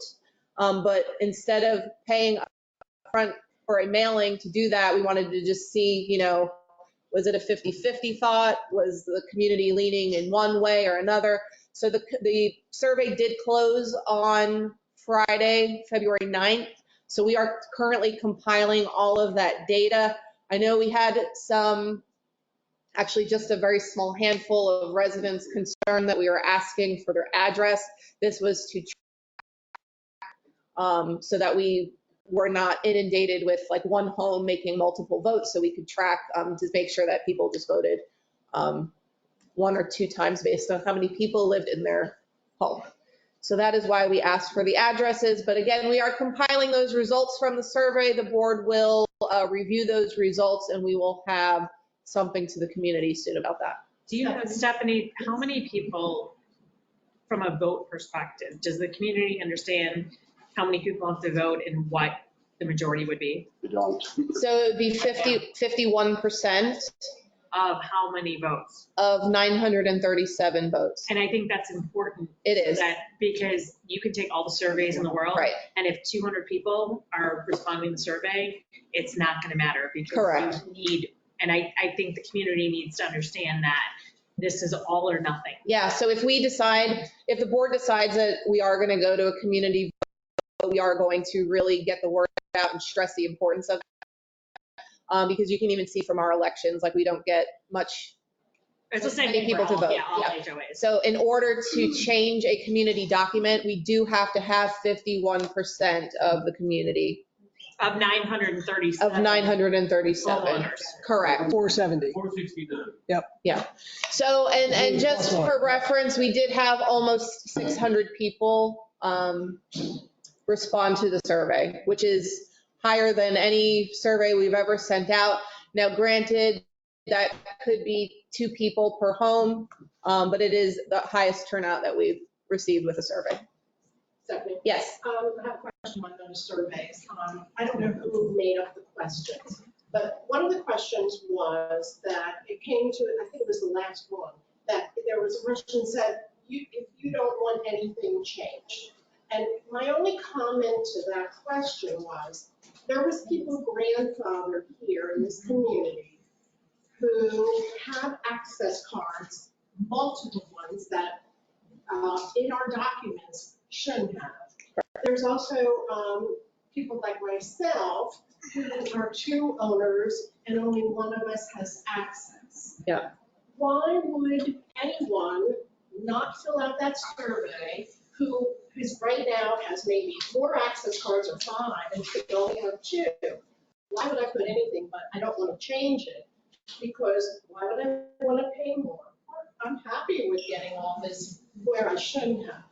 Mm-hmm. So, and then the second part of that is you grandfathered this in. What happens to the people right now? In a sense, to grandfather everyone, everybody's treated the same, or are you going to separate the community and say these people can go and these people can't? Yeah. So that's something that the board will need to decide. Is anybody on the board affected by this and it affects your household? Can I ask that question? No. Anybody? In life, I don't think unless they we're answered. affected with I don't think anyone something, answered. it really doesn't mean a whole lot to you. No, but I don't know that anyone answered. I'm not trying to be mean because it happened to me, but is anyone affected on the board where you got more than 2, the definition? It's going to make a decision. No, I'm asking a question. I do not. I'm asking the question that you just asked. I'm asking for them to affirm. Is anybody on the board affected by this decision one way or another where you have more than 2 people in your household that have membership cards where you would actually have to pay the additional fee? That's her question. Is any? really recall my. No, but no, it was one part of your question, so I'm asking, is anybody, because I do. I have my stepson who was in my house, who would be affected by this because he was using the facilities, and it's my husband and I, and really that's our household. So I'd have to pay the extra money. Is he on the deed? He's not on the In deed. my case, my second. No, but that's why I was asking the question. So if you want clarity on that, I guess the answer is no. And the additional question is, everything about the different, because there's different circumstances to your question for every single person that's sitting in this room, right? We can't factor all of that into this conversation. It's just, we don't have enough time. So I think that's what you guys are trying to address. Correct me if I'm wrong. You guys are trying to do what's most equitable for everyone, based on, again, the survey. And I don't know if there's an easy answer to that, right? Yeah. I mean, and that's why I think that there's been no real decisions yet, because it is a very tough topic. Right. And the community, and based on what I've seen so far on the survey results, I'm not going to say anything official, but the community is completely divided on what should be done. Well, Terry Horn lives here for another 15 years. His kids are all going to be, he's going to be paying $230 for 5 more kids. Yeah. So like I said, the results have been done. I mean, it is a give me one second. Again, the survey was non-binding. I mean, the board still needs to decide what we're going to do, but they are going to take the results that we've received and try to come up with the best decision and how to move forward. Yes. So, basically, what I read, I guess, it's only allowed 2 per household. Well, that's what the current rules say, yes. Yes. Instead of charging people money, why don't you, the additional people just pay $450, spend at the plaza, and give them access that way? Because it's $900 for 2 people, it'd be $450 per person. Let them spend $450 at the plaza, we'll get the revenue that way, and let them use the facility. That's a very simple thing to do. It is one of many suggestions, so that the board has received. Your last legal opinion stated that, bearing in mind Florida statutes and how they're going to override any of our statute, our docs, said that the board that decision and use their discretion. So I think it might be wise to look at that rather than try to get a consensus from the homeowners, because any HOA in Central Florida that gets more than 51% of the vote, they're doing a great job. They're normally a very small HOA. And probably have no door knockers. So I would suggest after you spending all the money on your legal opinion, you actually listen to what your lawyers say. Because what will happen is somebody will take the HOA to court and the judge will side in favor of our statutes. That's what they do with HOAs. The same. I personally as well, as a businesswoman, I think it's crazy we're turning away business. I think it is the worst commercial decision ever. Especially, it's not like Kiki's here, guys. There's never a problem getting the table. Has the HOA attorney ruled on this? Yes, it did. So we've gotten three legal opinions. No. So can you tell us what those were? You guys want to summarize or? Well, I don't have it in front of me, so I'm not going to. Oh, no. I'm sorry. I'm not trying to hold you. There was three opinions. Okay. So there's 3 separate opinions so far that you guys have received, but you guys asked or solicited opinions from Survey the from the community. community. Okay. So then. See where they're at. Okay, got it. I also got an opinion from different, and I submitted to the board about 6 applicants. That's one of the 3 we're talking. So we got 2 ourselves and yours. So we got 3, and as similar to the survey, there's one on this side, there's one on that side, and there's one somewhere in the middle. Will that be, can I just say, will that be presented as far as the information that you guys give to the community again when we talk about this? Will that all of that information be disclosed so that if we can get a vote, if we can get people to a vote? And I guess that's part of this, which is, do we need to take it to a vote? Right. But I think you guys are trying, right? The community thinks that it's even an issue. Right, so you guys are It's a deciding, game. okay, got it. Okay, no, sorry, thank you. Okay, that concludes my manager's report. Thank you. Thank you, Stephanie. Now on to the next item on the agenda, which is consent agenda. We have a motion to approve. So moved. Second? Second. Any discussion by the board? All those in favor? Aye. Opposed? Motion passes unanimously. Next on the agenda is new business. The first item is the accounts to be recommended for fining of $100 per day up to $1,000 at the March 6, 2024 Covenants Committee meeting. There's 3 units that's noted on here. Do we have a motion? Do we have a second? Second. Any discussion by the board? All those in favor? Aye. Opposed? Motion passed. Next under new business is for the approval to allow homeowners to fly international flags at their homes from February 24th to March 3rd to commemorate International Week, leading up to the CGMGA Memorial Cup. We have a motion. Do we have a second? Second. Any discussion by the board? All those in favor? Aye. Opposed? Motion passes unanimous. I got some questions about that one. When do I bring those up? About the Let's flying get- flags? Yeah. Yeah, I can speak about it now. So, They voted. the question is, I've got a whole paper. Anyway, our documents already state that you're allowed to display your team flag on game day. Shouldn't that apply to what we're trying to do here? If your team is represented by a nation's flag, shouldn't you be allowed to do it? Do we need a special resolution? They're not an official team. It's not like the NHL, it's not like the NFL, it's not like the NBA. It's not an official team. That's why. I think it's, Yeah. Well, they're official teams, right? You got the World Cup, they're official teams. I just named a few. All your major sports programs are official teams. This is a group of homeowners gathering together, just determining which sides it is that they wish to represent and playing. That's the reason for it. So, and what they're doing is they're going to be flying whatever flag it is that they wish to support their team. All right. Great. Thank you very much for that. Why are renters not allowed to participate? Why are who? Renters. Why are they not allowed to participate? In what? And what do you mean? It's this approval to allow homeowners to fly international flags. Why are renters not allowed? They transfer liability, no, they transfer liability to the lessees. Mm-hmm. They're acting as the homeowners. Right. If you rent out your home, you're transferring your liability to the renter. We can edit the motion to say residents. Instead of. You can, but you are transferring it legally, you're transferring that to your lessees. I think it automatically does. It does. It does. When you have a renter, you're transferring That's your rent exactly right. The responsibility over goes to the to renter. that lessee. They're responsible for everything that the homeowner is. That's right.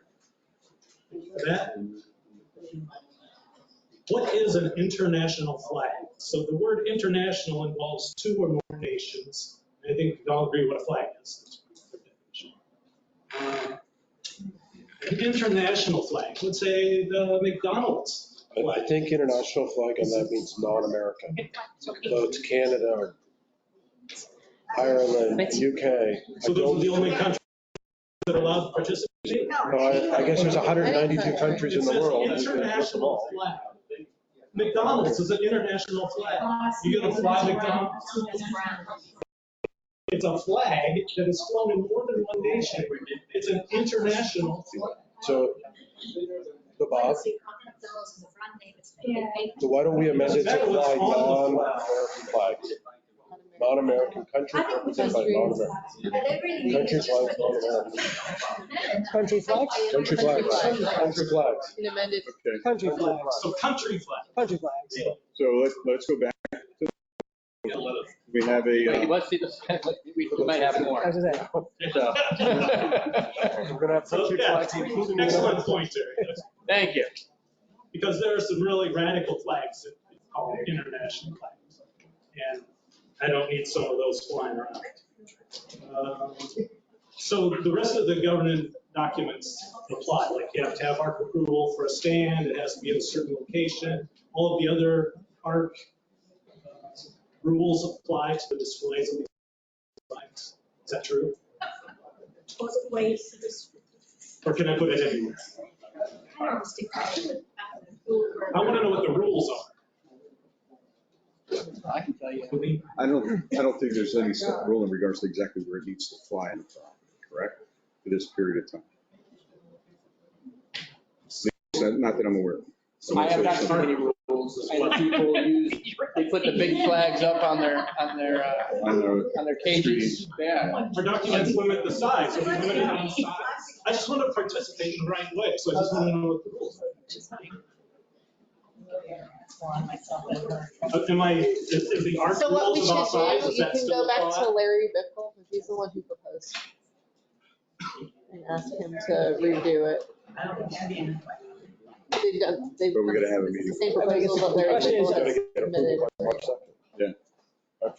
You can't include art because you'll never. Right, the reason why So this. the bottom line is, are we going to find anybody for? No. Right, so this is kind of like a blanket approval, but if you have a 300-foot flag. You notice a violation. Yeah. Not going to issue a violation. Right. Right.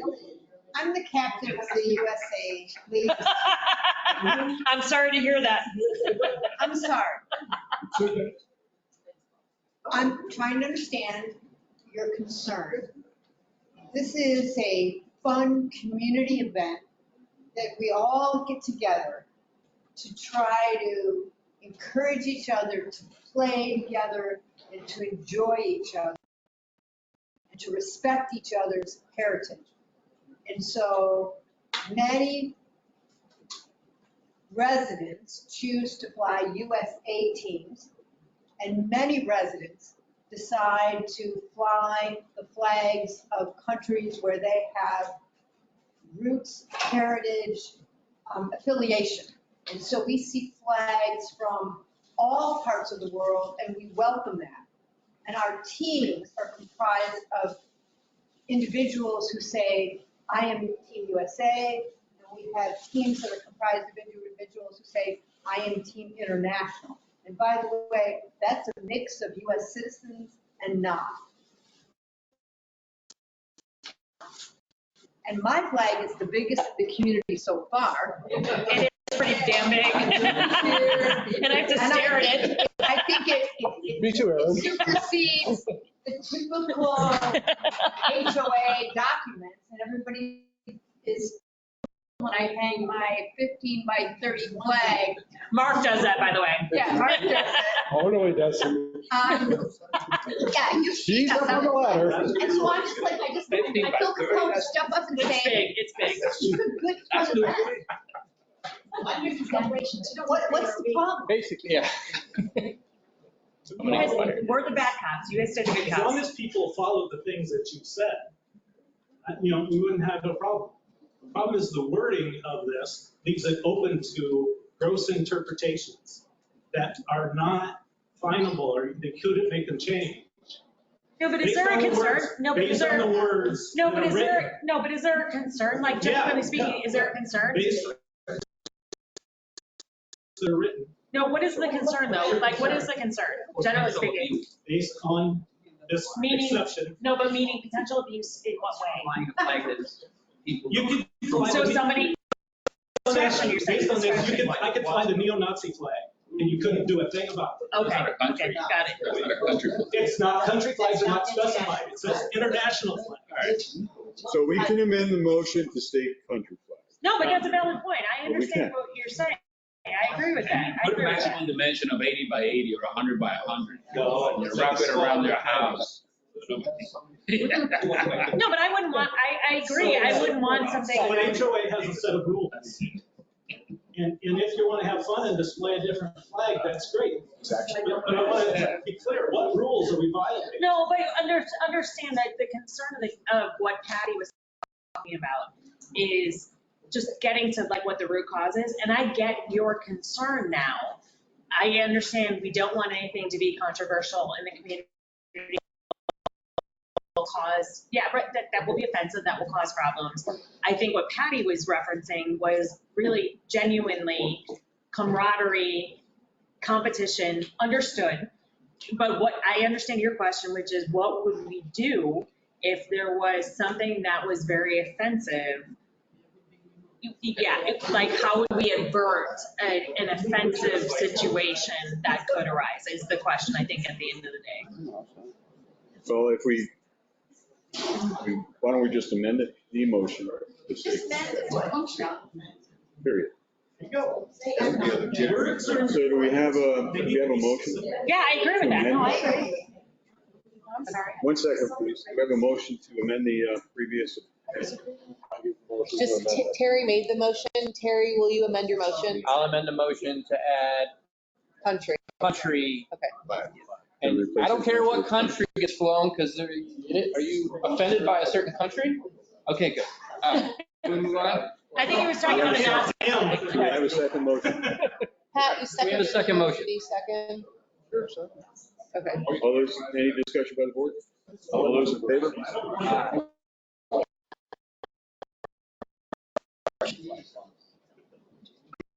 Motion passes unanimously. Sorry, we're trying to help. Amendment. We are really trying to help here.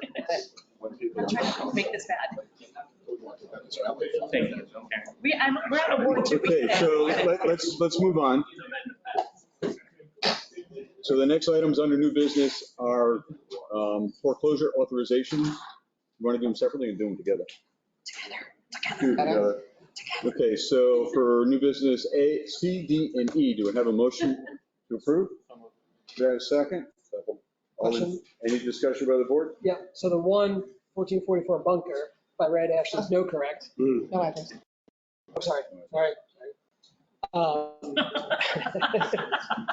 We could be capped at only receiving back $3,000 somehow. It's going to cost over $3,000, I think, to go through the full foreclosure process. So that's the only one that I'd want more guidance from council to say, does this make sense foreclosing on that? Because we're leaned, we have a lien on there, but the foreclosure aspect is an additional cost. You'll be last in line, and you only get 1 year's use. If that, because it's capped at like 1%. If there's a mortgage or something, it's capped at 1% or lesser of. Yeah, but when you file though, what his question I think is, when you file is how you get in line beyond the mortgage. Yeah, but it's tax and mortgage first. Yeah. No, but then you gotta file because you're now getting in line, you're lining up. Right, but we should be lined up. Based on the lien, we have a lien, we're still lined up. Right, agreed. Because we're so there's Agreed. taxes, but they actually pay the tax, I believe. There's the mortgage. You're also talking about the other. Master, the Oasis are before us. That's exactly right. That's why I made that point, because we're fourth or whoever fifth files dependent. first, right, gets in line. So this is a complicated one because it was already auctioned once, is my understanding. So Because at the closing, they have to pay all the liens. well, It's only they don't. The lien just stays on the house. Yep. You would think they would have to, but they don't. Who's gonna buy a house with a lien? But Only when they buy it for a bargain price, knowing it's got all these. The lender will sell it for a bargain price and clear the lanes. So anyway, that's my only concern is I wouldn't want to spend good money if we can't get it back. So do we want to amend the motion to remove that from? They own a lot of money too. They do. They're our biggest. Yeah. We want to amend or keep it as is? I take it out personally. Just have further guidance. Okay, so which one is it, C, D, or E? Stephanie, do you know which one it is? I believe it is D, but if not, I will verify. I have it right here. Yes, I know it's. Need the area number, need the account number. Ellen, is it on there? I just have a snapshot of it. Does it say what the, I believe it's D. No, and what I said to him is we have to pay attention to this also. Because this also helps us. Enjoy. Enjoy. Understand the back of the line. it does not list, Exactly. We're gonna have to arm wrestle. unfortunately, it does not signature list. It does not list the. Okay, so we'll remove the one One that- pertaining to this, Yep. that address. So the motion has been amended to remove that. We have a second to the amendment. Any discussion by the board, further discussion? Nope. All in favor? Aye. Opposed? Motion passes unanimously. You want to go through some questions on?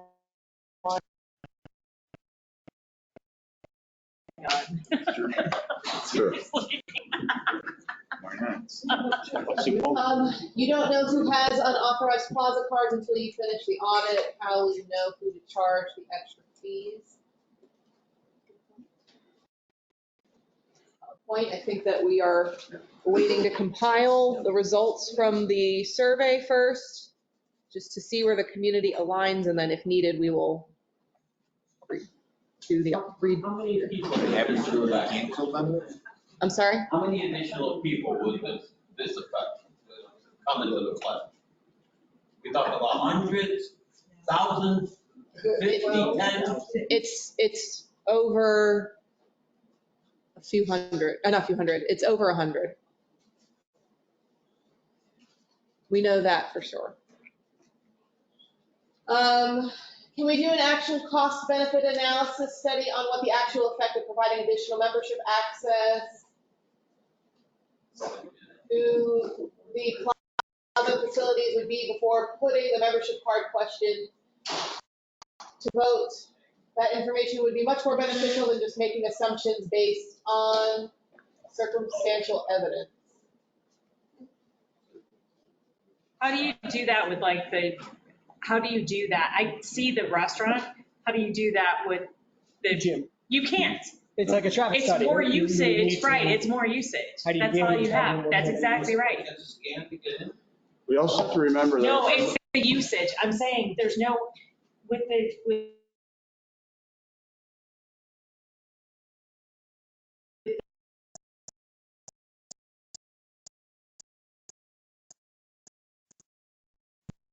fine, but with the that's harder to do. We also have to remember, we have a certain type of liquor license.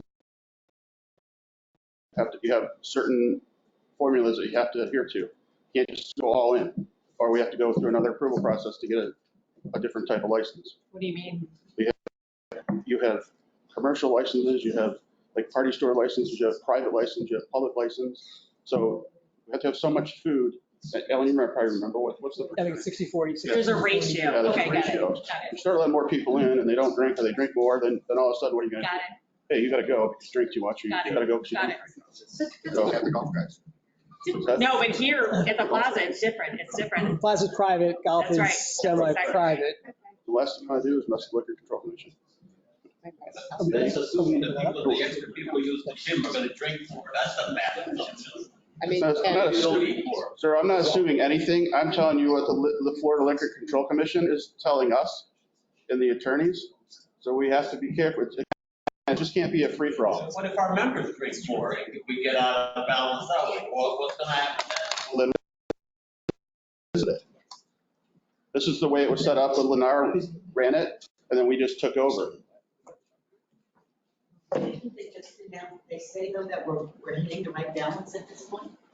Yeah, we're fine right now. Yes, beverage is down, food is up. Yeah. Yep. We're okay now. So bringing Yeah. people will not upset that balance. It Yeah, I wouldn't mean- from a food perspective, but you don't know from a gym perspective. So again, the food is one thing, because yeah, I would love more revenue, obviously finance guy. But the pools get more crowded, does the, gym get more crowded, and are you waiting online? I mean, we do have multiple gyms that we can use, in theory, the Oasis Club in here, but, so that's the risk. I mean, you always hear people say, I don't want it to turn into Oasis Club, right? And that's, because, I don't know by a show of hands, but for the $104.78 we pay now with taxes, how many go to the Oasis on a regular basis? I know you do, but how many haven't set in foot this year? Never. So we are their best customers. They love us. It's like a gym membership, right? You pay and you never go. So you don't depreciate the assets. You don't, get the pool dirty. You don't do whatever. So Would it be allowed on the fitness center? that's a retreat property. Yeah, but we're paying for it. No, we're not. No, we are not. We're not. It started out as a master, That's exactly but the right. property was owned by Country Club, and then it got deeded over. But now it moved to a retreat. That's not in our. That's exactly We don't pay for that at all.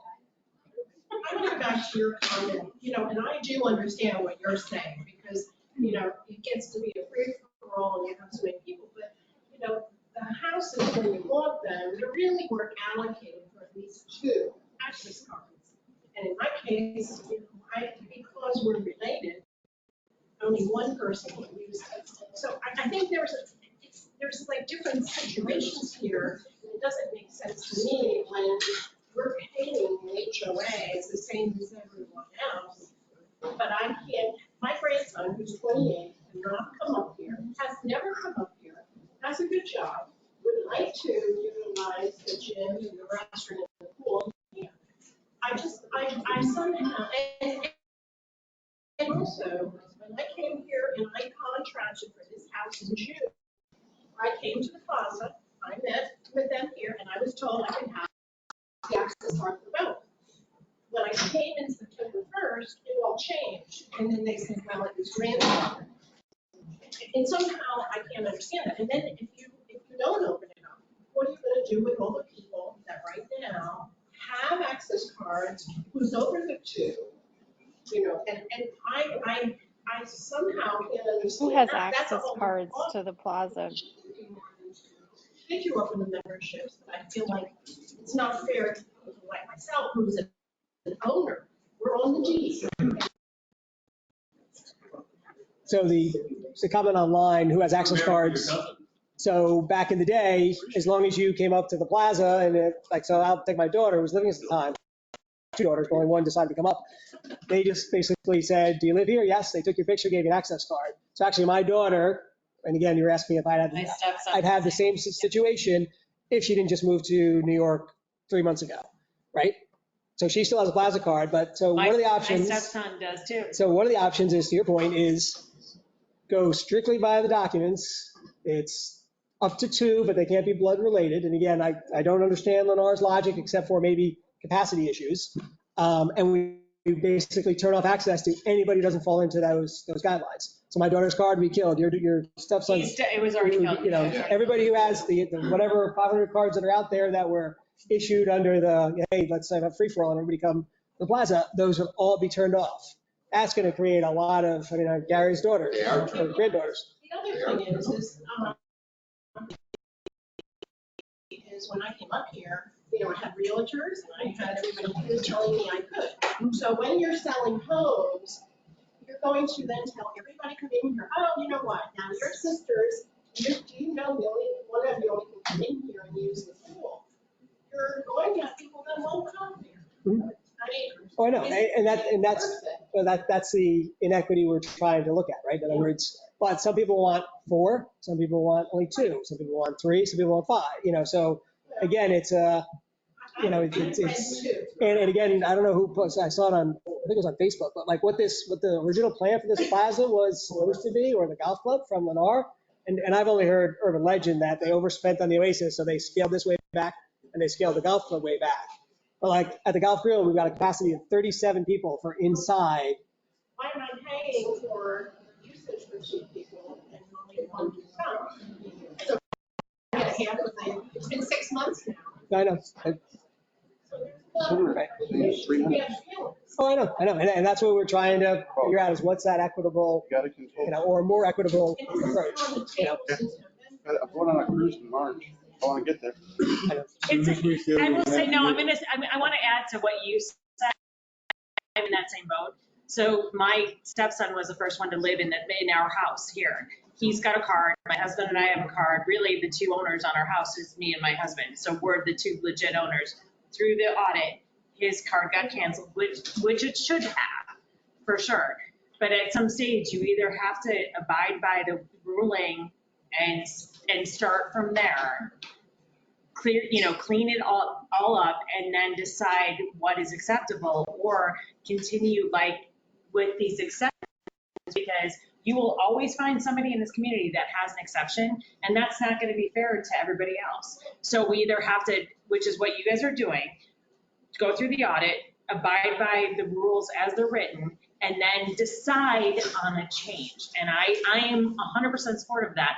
And my stepson, that's exactly what happened. His card got revoked, which it should have, and really start from there. And if we disagree with the way that it reads legally, then we'll fight that battle. But I do feel like the most equitable way is to follow the documents as they're written, not what people told you, and not getting cars and then moving forward. It's not fair to have exceptions in the community and to fight a battle while there's still exceptions that exist. It's just not fair. answer the rest of the community, honestly. But Robin, if you weren't in those documents. I wasn't either. No, I'm in Ellen's boat.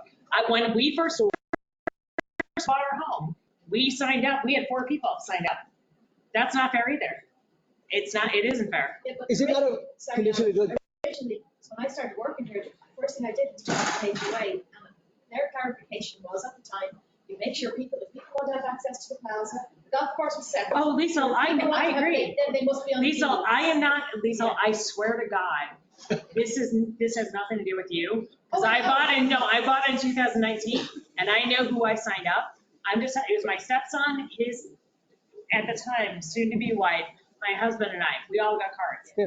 And we weren't sold out, but now it's a bigger issue, it turned over. What I'm saying, Aaron, is when you go to the trouble of asking, and you're told by the HOA, manager to sign the icon, and in fairness, correct me if I'm wrong, FSR was here from June until it stopped this in April last year.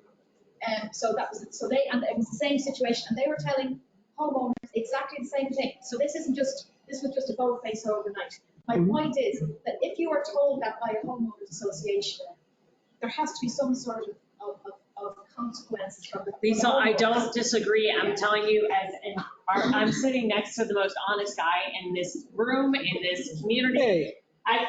Sorry, I get this guy is gold as far as I'm concerned. You are, but I will tell you, like, it's the same thing with gate access. I'm telling, and it's a different level of shit that we're all dealing with. But I will tell you, you're told one thing, and then when you go to the legal documents, and then you get different interpretations, and I'm defending you guys, so I just want you guys to know, I know what this feels like. When you get a legal interpretation and you got a separate legal interpretation, which I completely respect and understand, then it goes to trying to do what's in the best interest of the community, for sure, while protecting the community at the same time, which I don't doubt. I look at this board, I look at my board, and there's not a person that I look at that does not have the community's best interest. I swear to God. I will say this, that it's hard to execute because there are personal interests and people that have gotten used to certain amenities or certain benefits that it is what it is. And I'm one of them. Ellen, my son and his fiance had access to the amenities way longer than they should have. But at some stage, when you start to correct these things or address them, generally speaking, this is exactly what happens. So we've got to figure out a path forward. And same thing, Chris Russell, you're sitting in my path. It's the same thing with you with golf. We just have to start addressing them and literally figuring out a path forward. Not everyone's going to agree with it. Not everyone's going to be happy, but we've got to do this in a manner that at least we have the community's best interest at heart, and at least we get to some agreement that's what's in the best interest of this community, and that is really, at the end of the day, what we all need. But what happens to the HOAs in Florida? Going back to this, the law states in Florida that you have to treat all residents the same in an HOA. Now, what does that mean, though? Right. What does that mean? I'm not a lawyer, but I know that. No, but I'm saying, Alan and I. Everything the same isn't the same. No, but Alan and I, and he said it, Alan and I both had cards for it was my stepson. We didn't know that was not legal. But he wasn't on the meeting. That was a whole different story. Yeah, I guess. No, You also gotta be careful. A lot of houses will turn over, and if you change it, you might be inviting some problems on the road with people, buying a house and 8 people living in there. Well, what we're trying to do is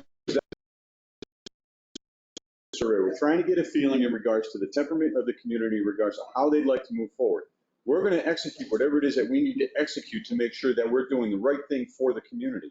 But we can't do that until we feel that we've got all the information needed to make an informed decision.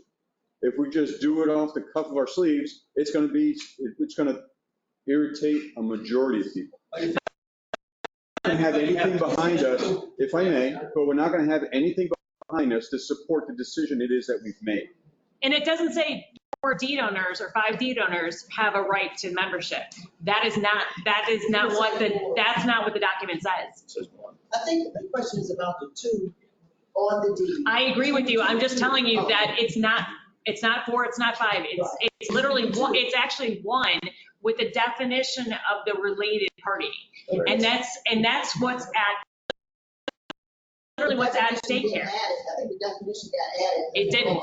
It's original. We inherited Lennar's. We inherited. 2014. But you got people here who made 2 husbands and 2 wives. So I mean, so now you made definition, now you said a family can't be, they are going to have to take it and say you can't have 2 husbands in a household, 2 wives in a household. I think that's what you're treading on, some of those things down the road. So you need to make it clear and let people know that definition was up front. Because we moved here, I didn't see that, read that to the definition. Apparently, I just have to be married to a man. So that was second married out. Yeah, and look at That's what I've interpreted. People in the street are leasing. Don't they get 2 access cards to come here if they're under a lease? their owners they can transfer it for a fee. Yeah, If so- the owner only has access to Related. one. How do we know? It's the same. So when an owner rents out their unit, they're giving their amenity rights to the tenant. That's right. And there is a transfer fee that the tenants pay, or the owner could choose to pay it, but there is a transfer fee for that. But it still follows the same rules to. And the owner loses their rights. Correct. The owners lose their rights to the amenities. They're giving their rights to the tenants. So it's still under the same rules. So if the tenants are a married couple or living together, they would both have access. If it's a brother and a sister, one of them would have. At the end of the day, Lennar created this mess because they were telling people what they wanted to hear to buy a house. And that's the bottom line. And now we're here to clean up the mess. That's exactly They right. let all the exceptions in too. Exactly. Oh, yeah. Well, they were Icon Management. They let in all You the guys just exceptions. inherited a mess. No, but you guys, to define, no, but I just want to say this. To define the board and generally speaking, the rules, once you perform an audit of whatever the rules are at turnover, it unfortunately is going to not inure to the benefit of the homeowners because as you guys just said, they were trying to sell homes and people got stymied as a result of that. And that's really unfortunate. And that's what you guys are living with. That's what we're living with. And we're just trying to work with the community to fix this. That's it. Champions Club was promised access to the golf We course. golf anytime we want, and that's not really true. No, I know. And so the Champions Club also told they would get membership to the country club and Yes. they didn't get it. They got screwed just as much as everybody else did. Those were told they get roofs. Right. In other words, when you look at their marketing documents, There's they a basically whole said roofs legacy for of life. these issues. I mean, there's. And we're trying to work through all of them Lewis. to make everyone happy. Everybody is. Right.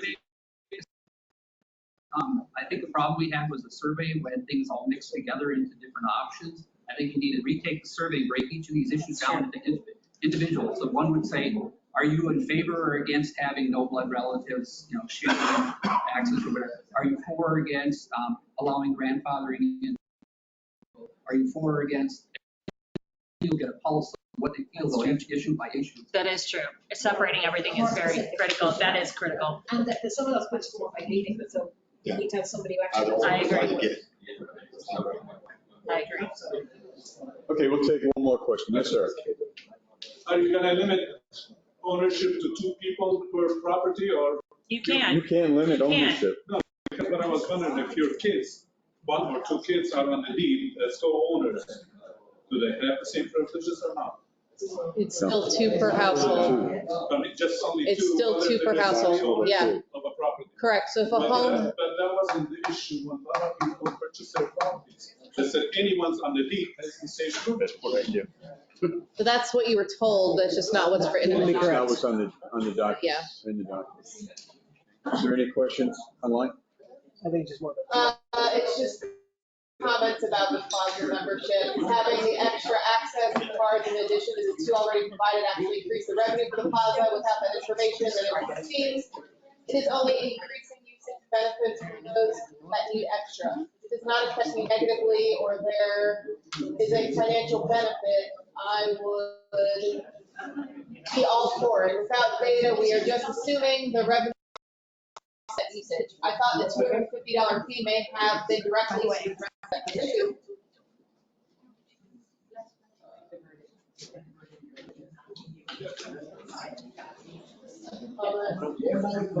Without a controlled survey, your results are worthless. Anyone can take the survey as many times as they want with the street on it. You cannot use that survey.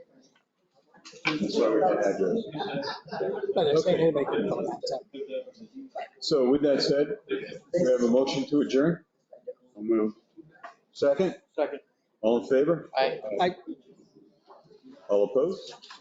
Hope not. All right, thanks for everybody for sticking it out. I Thank saw you. people leaving in droves. You need to sign that?